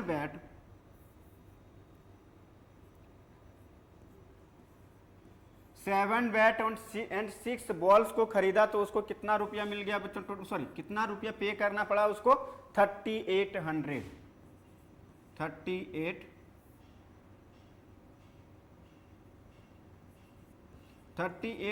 रुपीज पे किया वो। मीन्स 6। ये देखो यहाँ कैसे इक्वेशन बना रहे हैं, क्योंकि 7 बैट खरीदा और एक बैट का प्राइस था एक्स रुपीज, 6 बॉल खरीदा और एक बॉल का प्राइस था वाई रुपीज। तो दोनों का मल्टीप्लाई करके ऐड करेंगे तो टोटल कितना रुपया वो पे किया था, 3800। एंड सेकेंड कंडीशन, जब लेटर बाद में वो जाती है दुकान तो क्या कितना बैट और कितना बॉल्स खरीदती है, 3 bats and 5 balls. 3 bats means 3 into x. एक बैट का कॉस्ट जो है सो एक्स रुपीज है, एक बैट का जो कॉस्ट है वो एक्स रुपीज है। तो 3 बैट का प्राइस कितना हो जाएगा बच्चों, 3 इंटू एक्स। जैसे आप जाते हैं पेन खरीदने, एक पेन का प्राइस यदि 5 रुपीज है तो 3 पेन का प्राइस कितना होगा, एक पेन का प्राइस यदि 5 रुपीज है तो 3 पेन का प्राइस कितना हो जाएगा, कॉस्ट कितना हो जाएगा टोटल, तो 3 इंटू 5 15 रुपीज हो जाएगा। सिमिलरली यहाँ मल्टीप्लाई कर रहे हैं। नेक्स्ट हम लोग क्या कर रहे हैं, एक बॉल का प्राइस जो है सो वाई रुपीज है, एक बॉल का प्राइस वाई रुपीज है। टोटल 5 बॉल खरीद के आई थी तो 5 into y equal to, next time में पे कितना की है, 1750 रुपीज। ठीक है, अब इन दोनों इक्वेशन को सॉल्व करो सब्स्टिट्यूशन मेथड के हेल्प से और एक्स और वाई का वैल्यू फाइंड करो। ठीक है, तो फ्रॉम 1 से इसको इक्वेशन 1 नाम दे दो और इसको इक्वेशन 2 नाम दे दो। ठीक है, फ्रॉम 1 से एक्स का वैल्यू फाइंड करो, फ्रॉम 1 से एक्स का वैल्यू फाइंड करना है। तो x इक्वल टू क्या हो जाएगा बच्चों, डायरेक्ट मैं लिख रहा हूँ, यहाँ क्या हो जाएगा 3800 और ये 6y उधर जाएगा तो -6y हो जाएगा और इस 7 से क्या होगा, बेसिकली डिवाइड भी होगा।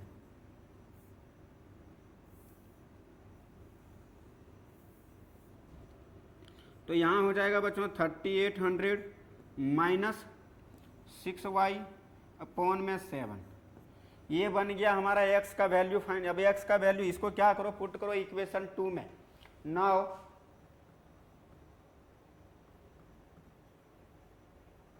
putting x equal to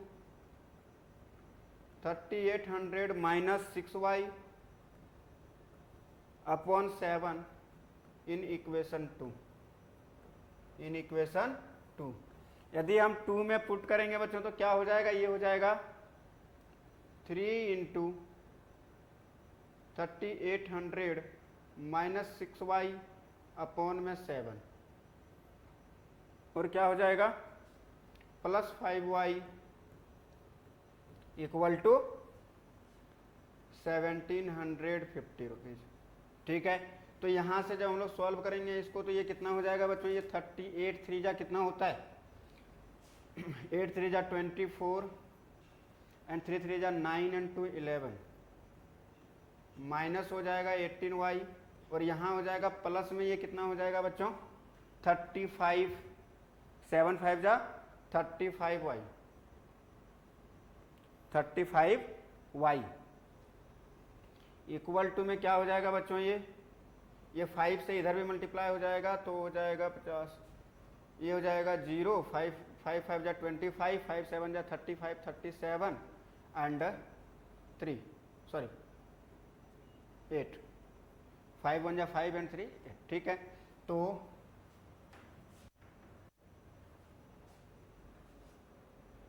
sorry 7 से मल्टीप्लाई होगा बच्चों, 5 से नहीं, 7 से मल्टीप्लाई होगा तो ये हो जाएगा 0, और 7 से मल्टीप्लाई होगा तो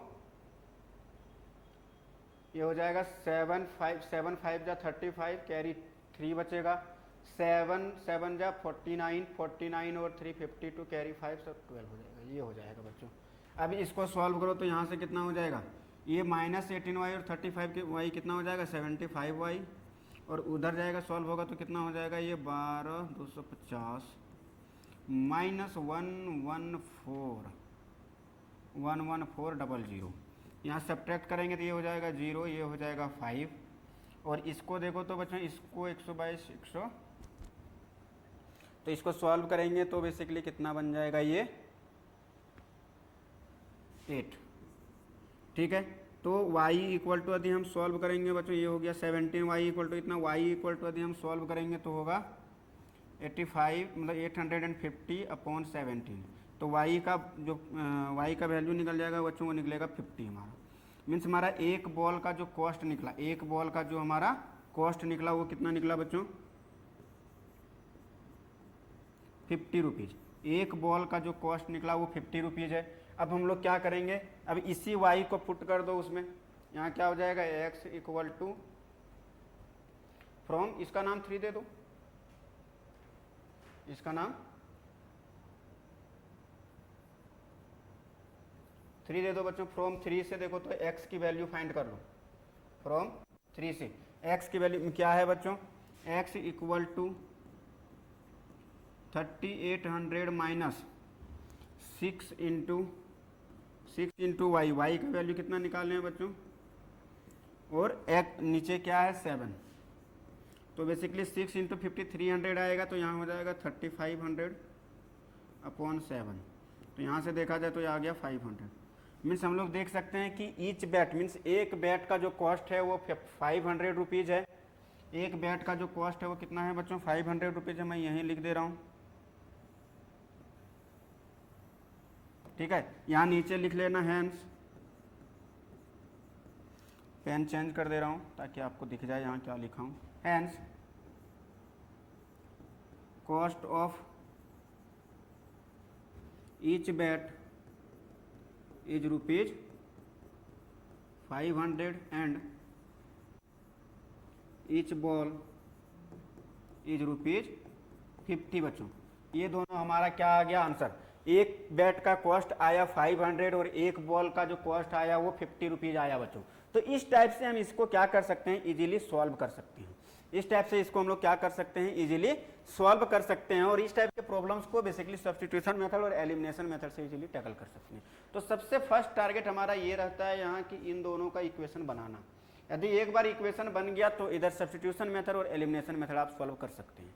एक और मेथड होता है बेसिकली क्रॉस मल्टीप्लिकेशन मेथड, तो क्रॉस मल्टीप्लिकेशन का यूज हम लोग अभी जो सो सिलेबस से रिमूव कर दिया गया है तो उसको नहीं पढ़ेंगे अभी, ठीक है। नेक्स्ट प्रॉब्लम देखो, नेक्स्ट प्रॉब्लम अच्छा है बच्चों, नेक्स्ट प्रॉब्लम देखो तो नेक्स्ट प्रॉब्लम क्या है हमारा कि the taxi charges in a city consist of a fixed charge together with the charge for the distance covered. For a distance of 10 km, the charge paid is rupees 105 means 105, and for a journey of 15 km, the charge paid is rupees 155. What are the fixed charges and the charge per kilometer? How much does a person have to pay for traveling a distance of 25 km? Question क्या बोल रहा है ये देखो, question बोल रहा है कि टैक्सी में बैठने मीन्स एक सिटी है जिसमें टैक्सी में बैठने के भी चार्ज लग रहे हैं, मीन्स फिक्स्ड चार्ज। यदि आप टैक्सी में बैठ गए तो फिक्स्ड चार्ज तो आपको पे करना ही पड़ेगा। एक फिक्स्ड चार्ज जो है, आप टैक्सी में बैठ भी गए हैं तो वो फिक्स्ड चार्ज आपको देना पड़ेगा। और आप कितना किलोमीटर चल रहे हैं, मीन्स कितना किलोमीटर आप डिस्टेंस ट्रेवल किए हैं, उसके लिए भी आपको अलग से पर किलोमीटर के हिसाब से, मीन्स पर किलोमीटर के लिए आपको अलग चार्ज देना पड़ेगा। तो वो दोनों वैल्यू फाइंड करने के लिए बोल रहा है कि पहले ये बताओ कि फिक्स्ड चार्ज क्या है और पर किलोमीटर जो चार्ज किया जा रहा है वो क्या है, वो दोनों बताओ। यदि वो दोनों आप बता लिए तो आप ये बताइए कि 25 किलोमीटर जाने के लिए उसको कितना रुपया पे करना पड़ेगा। तो ये दो क्वेश्चन यहाँ बेसिकली पूछा जा रहा है, एक फिक्स्ड चार्ज फाइंड करो और एक पर किलोमीटर कितना रुपया ले रहा है वो चार्ज फाइंड करो। तो सबसे पहले हम लोग सपोज करते हैं कि फिक्स्ड चार्ज जो है सो X रुपीज है और पर किलोमीटर जो चार्ज ले रहा है वो कितना ले रहा है, वो Y रुपीज ले रहा है। लेट कर लो,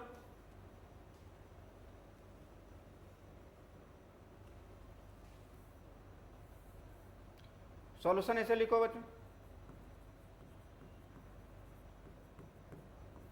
कि लेट फिक्स्ड चार्ज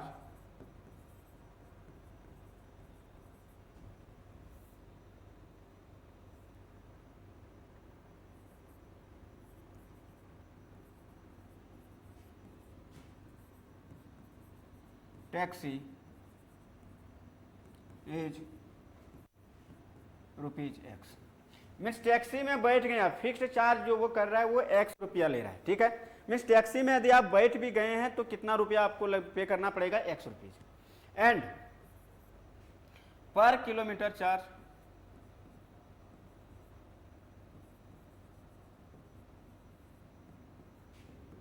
₹Y, और 1 किलोमीटर चलने के लिए कितना रुपया आप पे कर रहे हैं, Y रुपीज, ठीक है।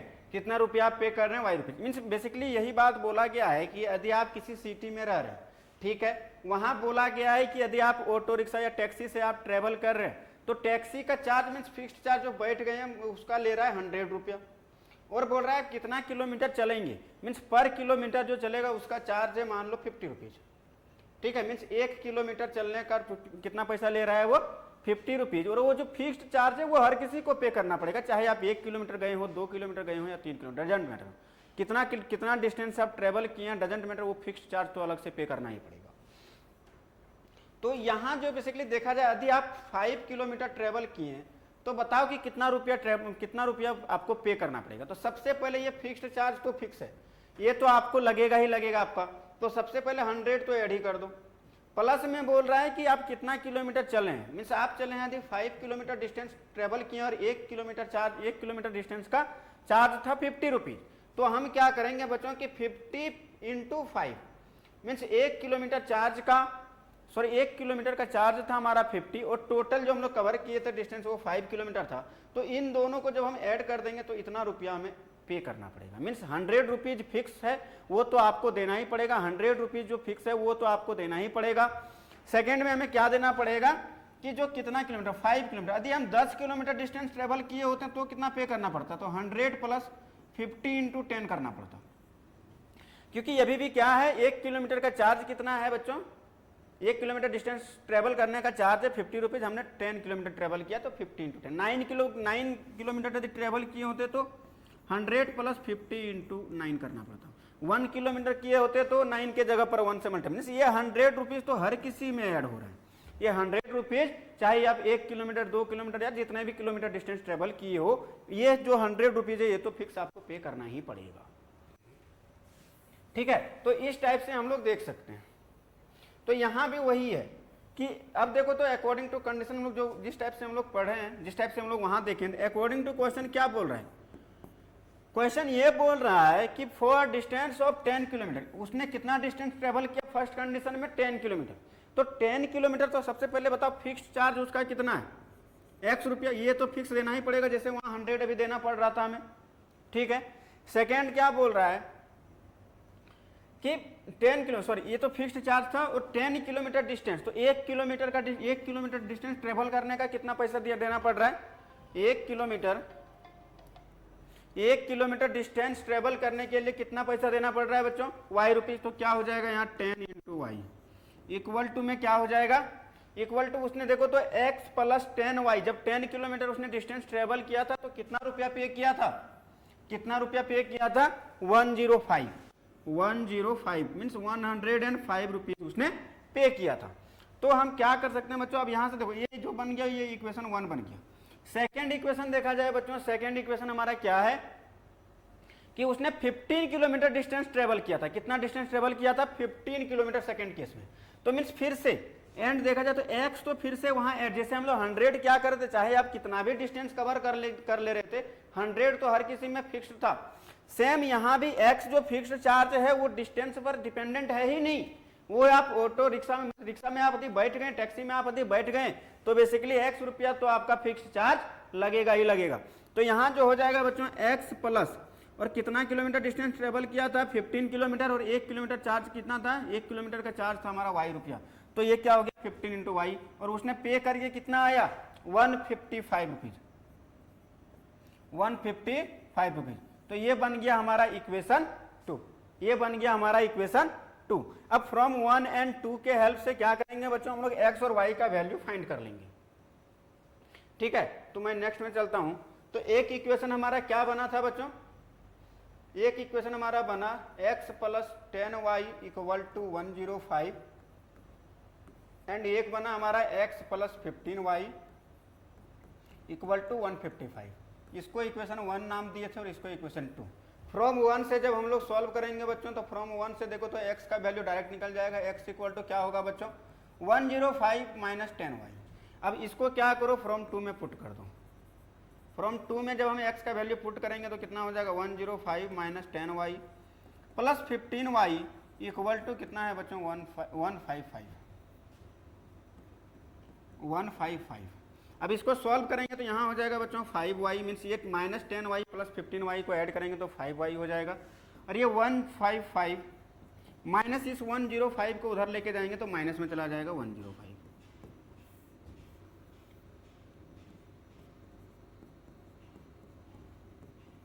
ठीक है, अब इसको जब हम सॉल्व करेंगे तो इधर हो जाएगा y और यहाँ हो जाएगा 50 अपॉन 10,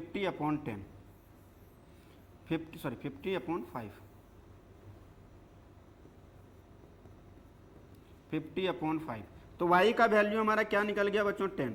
मीन्स पर किलोमीटर का जो चार्ज था वो y रुपीज था, तो 1 किलोमीटर का कितना रुपया लग रहा था बच्चों? 10 रुपीज। अब इस y के वैल्यू को किसमें पुट कर दो? इक्वेशन 1 में। ना इसको 3 मान लो, इसमें पुट कर दो डायरेक्ट।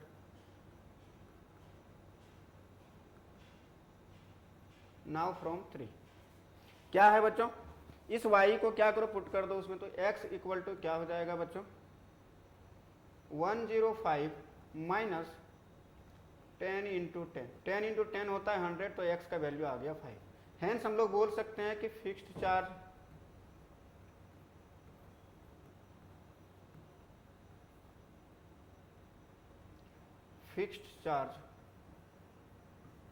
ऑफ द टैक्सी का फिक्स्ड चार्ज कितना रुपया निकल गया बच्चों? ₹5। एंड पर kilometre distance charge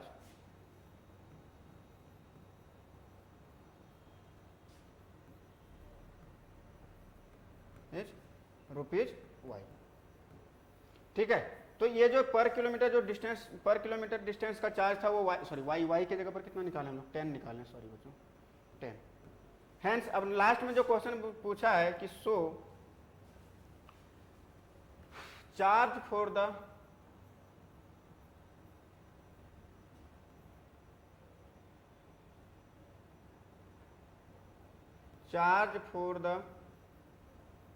25 kilometre distance equal to कितना हो जाएगा बच्चों? x means x plus 25, x plus means fixed charge plus 25 into y. तो x का वैल्यू कितना हो गया बच्चों? 5 था हमारा, प्लस 25 इंटू 10 कर दो तो यहाँ कितना हो जाएगा? 5 रुपया फिक्स्ड चार्ज था बच्चों। 5 रुपीज उसका क्या था? मीन्स ऑटो में टैक्सी में यदि आप बैठ गए तो बेसिकली कितना? 5 रुपीज आपका फिक्स्ड चार्ज तो लेगा। तो यहाँ क्या हो जाएगा बच्चों? 5 प्लस 250, यहाँ कितना हो जाएगा बच्चों? 255 रुपीज। इतना उसको पे करना पड़ेगा। ये हो गया आंसर हमारा। ठीक है, ये हमारा क्वेश्चन में बोला जा रहा था कि सबसे पहले फिक्स्ड चार्ज और पर किलोमीटर में कितना चार्ज ले रहा है इसको फाइंड करो। यदि ये फाइंड कर लिए तो बता रहा है कि 25 किलोमीटर डिस्टेंस को ट्रेवल करने के लिए 25 किलोमीटर डिस्टेंस यदि हम ट्रेवल कर रहे हैं तो टोटल कितना रुपया पे करना पड़ेगा। तो 1 किलोमीटर का चार्ज था 10 रुपीज़, तो 10 रुपीज़ के हिसाब से 25 किलोमीटर का हो गया 250 और 5 रुपीज़ फिक्स्ड चार्ज था वो तो आएगा ही आएगा, तो 255 रुपीज़। ठीक है, नेक्स्ट क्वेश्चन देखो बच्चों, तो इस टाइप से उस प्रॉब्लम को हम लोग क्या कर लेंगे, सॉल्व कर लेंगे। नेक्स्ट हमारा प्रॉब्लम नंबर 5 है, मीन्स पार्ट 5 है इसका। देखो तो 5th पार्ट में क्या बोला, a fraction becomes 9/11 if 2 is added to both the numerator and denominator. यदि न्यूमरेटर और डिनोमिनेटर में हम लोग क्या कर रहे हैं बच्चों, 2 ऐड कर रहे हैं, तो फ्रैक्शन क्या बन जा रहा है, 9/11। 9/11। अब बताओ कि फ्रैक्शन सबसे पहले किस फॉर्म में होता है, x/y के फॉर्म में नहीं होता है। फ्रैक्शन किस फॉर्म में होता है बच्चों, x/y के फॉर्म में होता है। तो हम सपोज कर लेते हैं कि late a fraction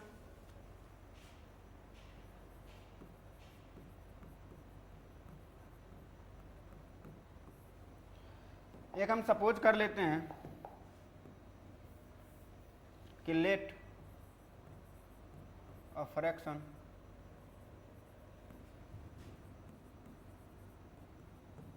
is x/y, ठीक है, whose numerator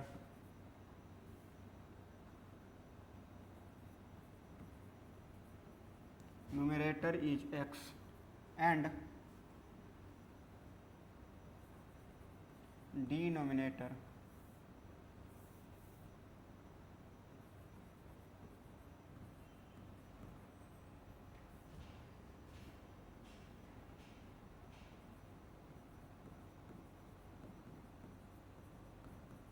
and denominator is y। ठीक है, एक फ्रैक्शन है हमारा जो कि x/y, जिसका न्यूमरेटर x है और डिनोमिनेटर क्या है बच्चों, y है। तो अकॉर्डिंग टू क्वेश्चन क्या बोलता है, इसके अकॉर्डिंग से इक्वेशन बनेगा। यहाँ क्या बोल रहा है, यदि न्यूमरेटर और डिनोमिनेटर, यहाँ क्या बोल रहा है, न्यूमरेटर और डिनोमिनेटर में हम क्या कर रहे हैं बच्चों, 2 ऐड कर रहे हैं, तो हमारा फ्रैक्शन क्या बन जा रहा है, 9/11। तो ऐड करो, अकॉर्डिंग टू क्वेश्चन क्या बोल रहा है कि x+2, न्यूमरेटर क्या था x, तो x/2 और y+2 मीन्स न्यूमरेटर और डिनोमिनेटर में दोनों में हमने क्या कर दिया बच्चों, 2 ऐड कर दिया, तो फ्रैक्शन क्या बन जाना चाहिए, 9/11। ये बन गया। ठीक है, इसको जब हम सॉल्व करेंगे बच्चों तो देखो तो क्रॉस मल्टीप्लाई करेंगे तो क्या बन जाएगा, यहां देखो तो क्रॉस मल्टीप्लाई करेंगे तो ये हो जाएगा 11x + 22 = 9y + 18। इसको जब हम सॉल्व करेंगे तो हो जाएगा 11x - 9y = -4।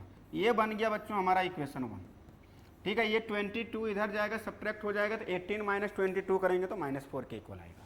ये बन गया हमारा इक्वेशन 1। एंड क्या बोला है, सेकेंड में क्या बोला है बच्चों, and if 3 is added to both numerator and denominator. यदि न्यूमरेटर और डिनोमिनेटर में 2 ऐड कर रहे हैं तो बेसिकली कितना बन जा रहा है बच्चों, 9/11 बन जा रहा है। बट यदि न्यूमरेटर और डिनोमिनेटर में हम 3 ऐड कर दें, न्यूमरेटर और डिनोमिनेटर में हम 3 ऐड कर दें, मीन्स x+3 एंड y/y+3 कर दें, तो कितना बन जाना चाहिए हमारा, 5/6। 5/6। अब यहां से यदि हम इक्वेशन बनाएंगे तो क्या बन जाएगा बच्चों, 6x + 18 = क्या है बच्चों, 5y - 3, 5y - 15, सॉरी +15। ये बन जाएगा हमारा इक्वेशन। अब इसको क्या करना है बच्चों, बेसिकली हमें सॉल्व करना है। इसको क्या करना है, सॉल्व करना है। इसको सॉल्व करेंगे तो क्या आ जाएगा बच्चों, 6x - 5y = में जो बचेगा बच्चों, इधर 18 और इधर 15 है, तो 18 इधर -1 चला जाएगा तो -3 बच जाएगा बच्चों। ये बन जाएगा हमारा इक्वेशन, ये बन जाएगा हमारा इक्वेशन 2।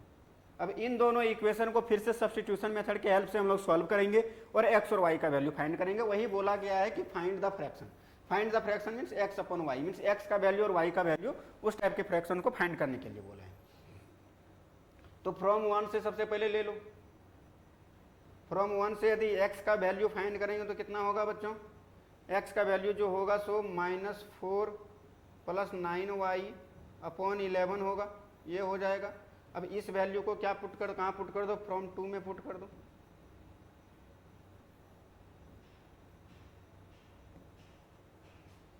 एक्स का वैल्यू जब हम पुट करेंगे तो यहाँ क्या हो जाएगा, -4 + 9y upon 11 -5y equal to -3।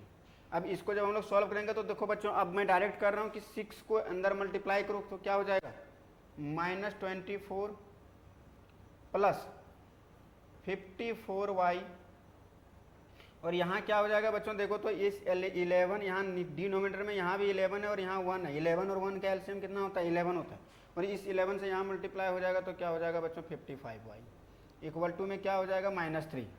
अब यहाँ देखो तो बच्चों इसको सॉल्व करो अच्छे से, क्या हो जाएगा, 54 - 55y तो क्या हो जाएगा, -24 - y इक्वल टू में जो जाएगा सो 11 3 जब -33। ठीक है, तो y का वैल्यू यहाँ से सॉल्व करो। अब क्या हो जाएगा बच्चों, -24 उधर जाएगा तो प्लस में हो जाएगा, तो इधर बचेगा -y इक्वल टू -33 + 24।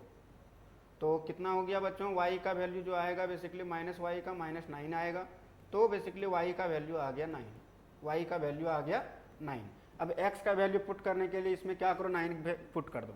9 जब हम लोग पुट करेंगे बच्चों, इसका इक्वेशन नाम 3 दे दो, और 3 को यहाँ बुला लो फ्रॉम 3 से।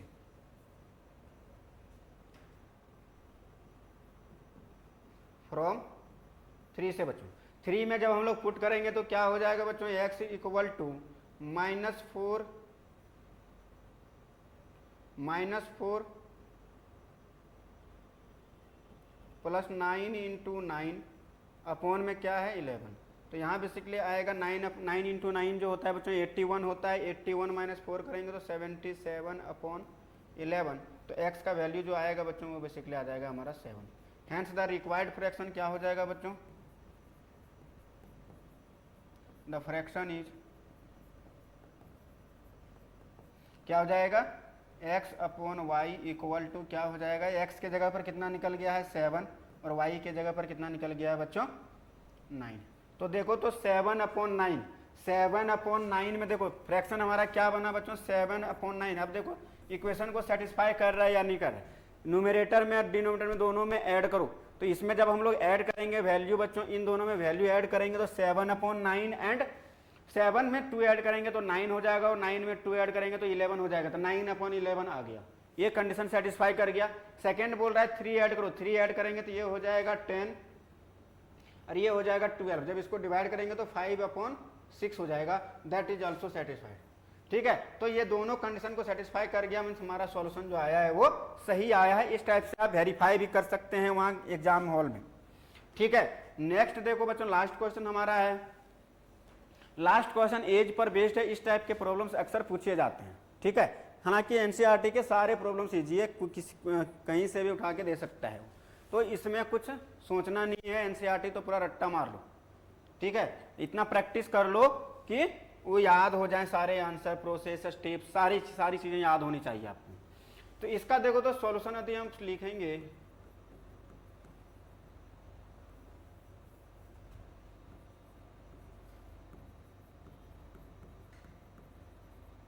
सॉल्यूशन इसमें क्या बोल रहा है बच्चों कि 5 ईयर हैंस मीन्स 5 साल बाद the age of Jacob will be 3 times that of his son. Means अपने बेटे से, मीन्स 5 साल बाद, अभी का क्या एज रहा होगा हमें नहीं पता, लेकिन 5 साल बाद वो क्या होगा कि अपने बेटे से 3 गुना ज्यादा एज रहेगा जैकोब का। जैकोब की जो एज रहेगी वो 3 टाइम्स मोर रहेगा किससे, अपने बेटे की एज से। अपने बेटे के एज से 3 गुना ज्यादा, 3 टाइम्स ज्यादा रहेगा किसका एज, जैकोब का।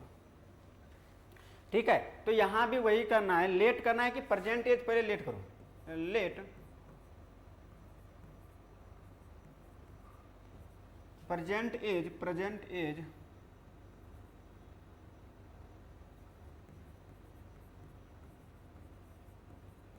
Of Jacob is x years and present age of his son is y years। कि मान लिए कि दोनों का means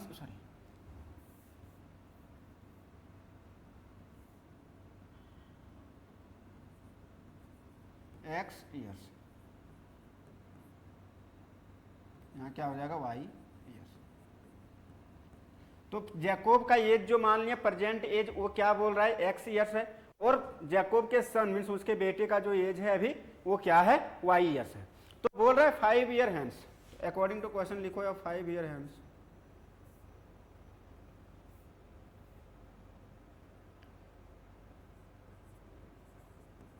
five years hence means 5 साल बाद, अभी से 5 साल बाद जैकोब का एज क्या होगा बच्चों,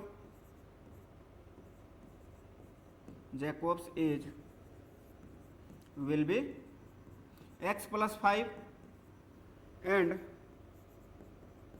his son's age will be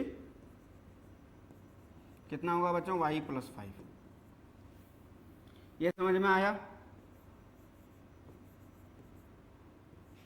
अरे भैया यदि मेरी एज अभी 25 है तो 5 ईयर्स के बाद मेरी एज क्या होगी 30 होगी या नहीं, और मेरी एज 30 होगी, मान लो कि मेरी एज 25 है, आपकी एज 15 है, तो मेरी एज 30 होगी तो क्या आपका 20 नहीं होगा, मीन्स बढ़ेगा तो दोनों के लिए बढ़ेगा ना, इसलिए ये थोड़े होगा कि आपके लिए रुक गया और मेरे लिए सिर्फ बढ़ गया है, ऐसा नहीं होता है। ठीक है, तो दोनों का एज बढ़ेगा, मीन्स उसके फादर का एज यदि x+5 हो गया तो बेटे का भी एज क्या हो गया होगा y+5 हो गया है। तो अकॉर्डिंग टू क्वेश्चन क्या बोल रहा है कि इस टाइम में 5 साल बाद उन दोनों में एक रिलेशन बनेगा इक्वल टू का, मीन्स क्या रिलेशन बनेगा कि उसके पापा मीन्स जैकोब का जो एज रहेगा वो 3 टाइम्स ज्यादा रहेगा, किससे 3 times that of his son age, means उसके बेटे के एज से 3 गुना ज्यादा। फिर से वही बात, कम किसका रहेगा बेटे का। तो x+5 इक्वल टू y+5 तो करेंगे, लेकिन इक्वल कब होगा जब बेटे के एज क्या था अभी कम था, उसमें 3 मल्टीप्लाई कर देंगे, 3 से मल्टीप्लाई कर देंगे तो क्या हो जाएगा वो दोनों आपस में इक्वल हो जाएगा। तो यहां से इक्वेशन क्या बनेगा x+5 इक्वल टू 3y+15। इसको जब हम लोग सॉल्व करेंगे तो आएगा x - 3y इक्वल टू 10। ये बन गया हमारा first equation.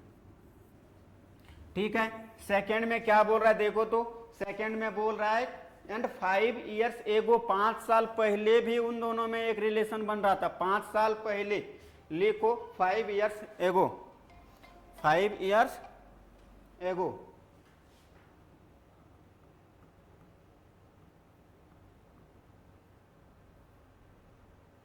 Five years ago उन दोनों का एज क्या रहा होगा सबसे पहले, अभी मेरी एज यदि 25 है तो 5 साल पहले मेरी एज 20 रही होगी, मीन्स 25 - 5 करेंगे।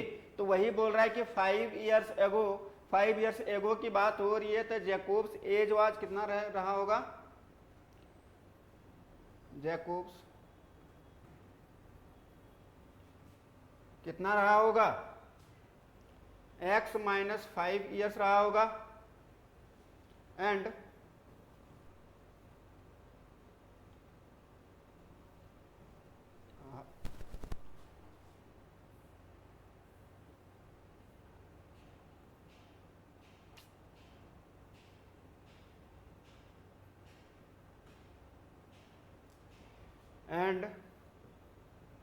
his son's age was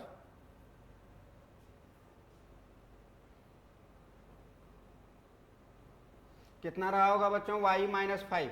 और इन दोनों में एक रिलेशन फिर क्या बोला गया है कि Jacob's age was 7 times, means 5 साल पहले उसके पिताजी का जो एज था, मीन्स जैकोब्स का जो एज था वो बेसिकली 7 टाइम्स ज्यादा था। अकॉर्डिंग टू क्वेश्चन अब क्या बनेगा, x - 5 इक्वल टू y - 5 तो होगा, लेकिन कब, जब बेटे के एज में क्या मल्टीप्लाई, बेटा का एज फिर से कम है लेकिन कितना कम है 7 टाइम्स, तो 7 से मल्टीप्लाई कर दो।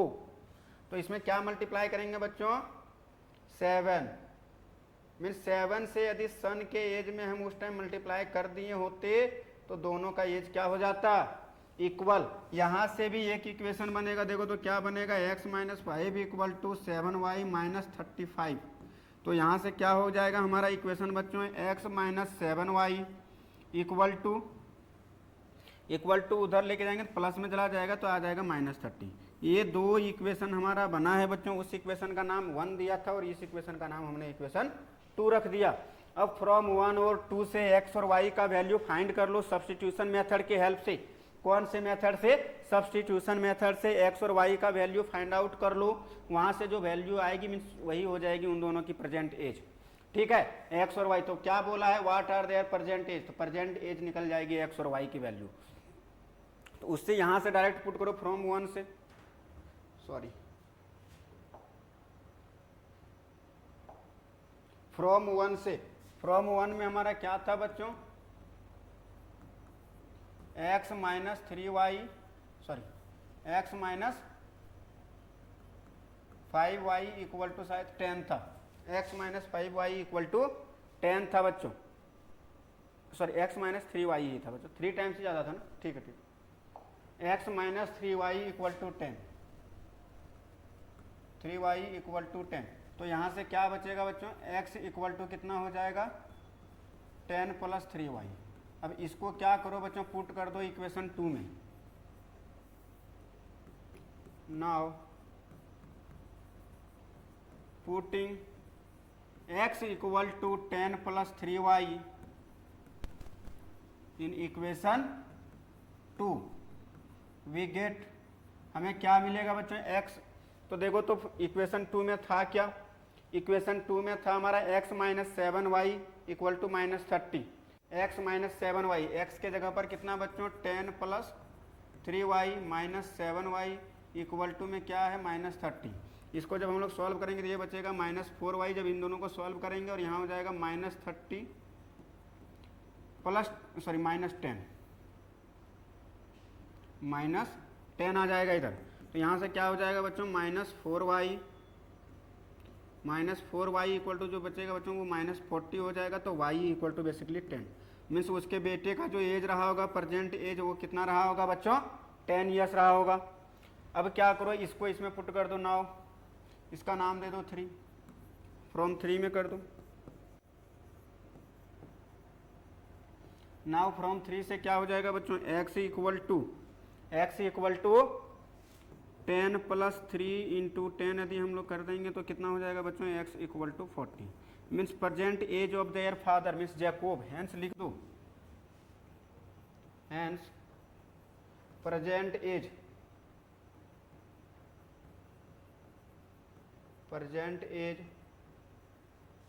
ऑफ जैकोब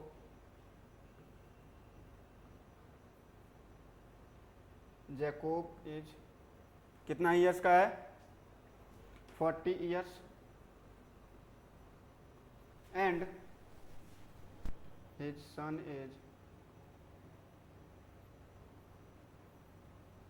एज कितना है बच्चों, 10 ईयर्स का है। कितने साल का है,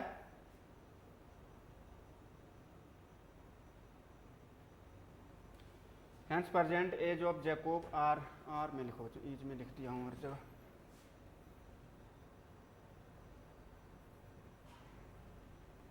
आर कर लेना बच्चों, 10 ईयर्स।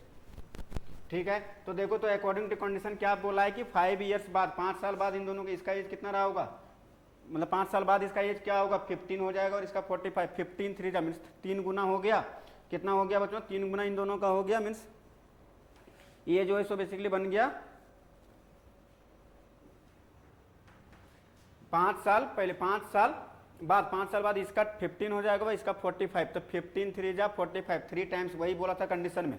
और 5 साल पहले इसका एज रहा होगा 5 ईयर्स, इसका एज रहा होगा 35। तो 5 7 जा मीन 7 टाइम्स। तो ये दोनों कंडीशन होल्ड कर गया, यही हो गया हमारा आंसर। तो इस टाइप से हम लोग आंसर चेक भी कर सकते हैं बच्चों। यहाँ जहाँ भी एज लिखा हूँ वहाँ आर कर लेना, क्योंकि एज जो आता है वो आर में आता है। तो यही बन गया हमारा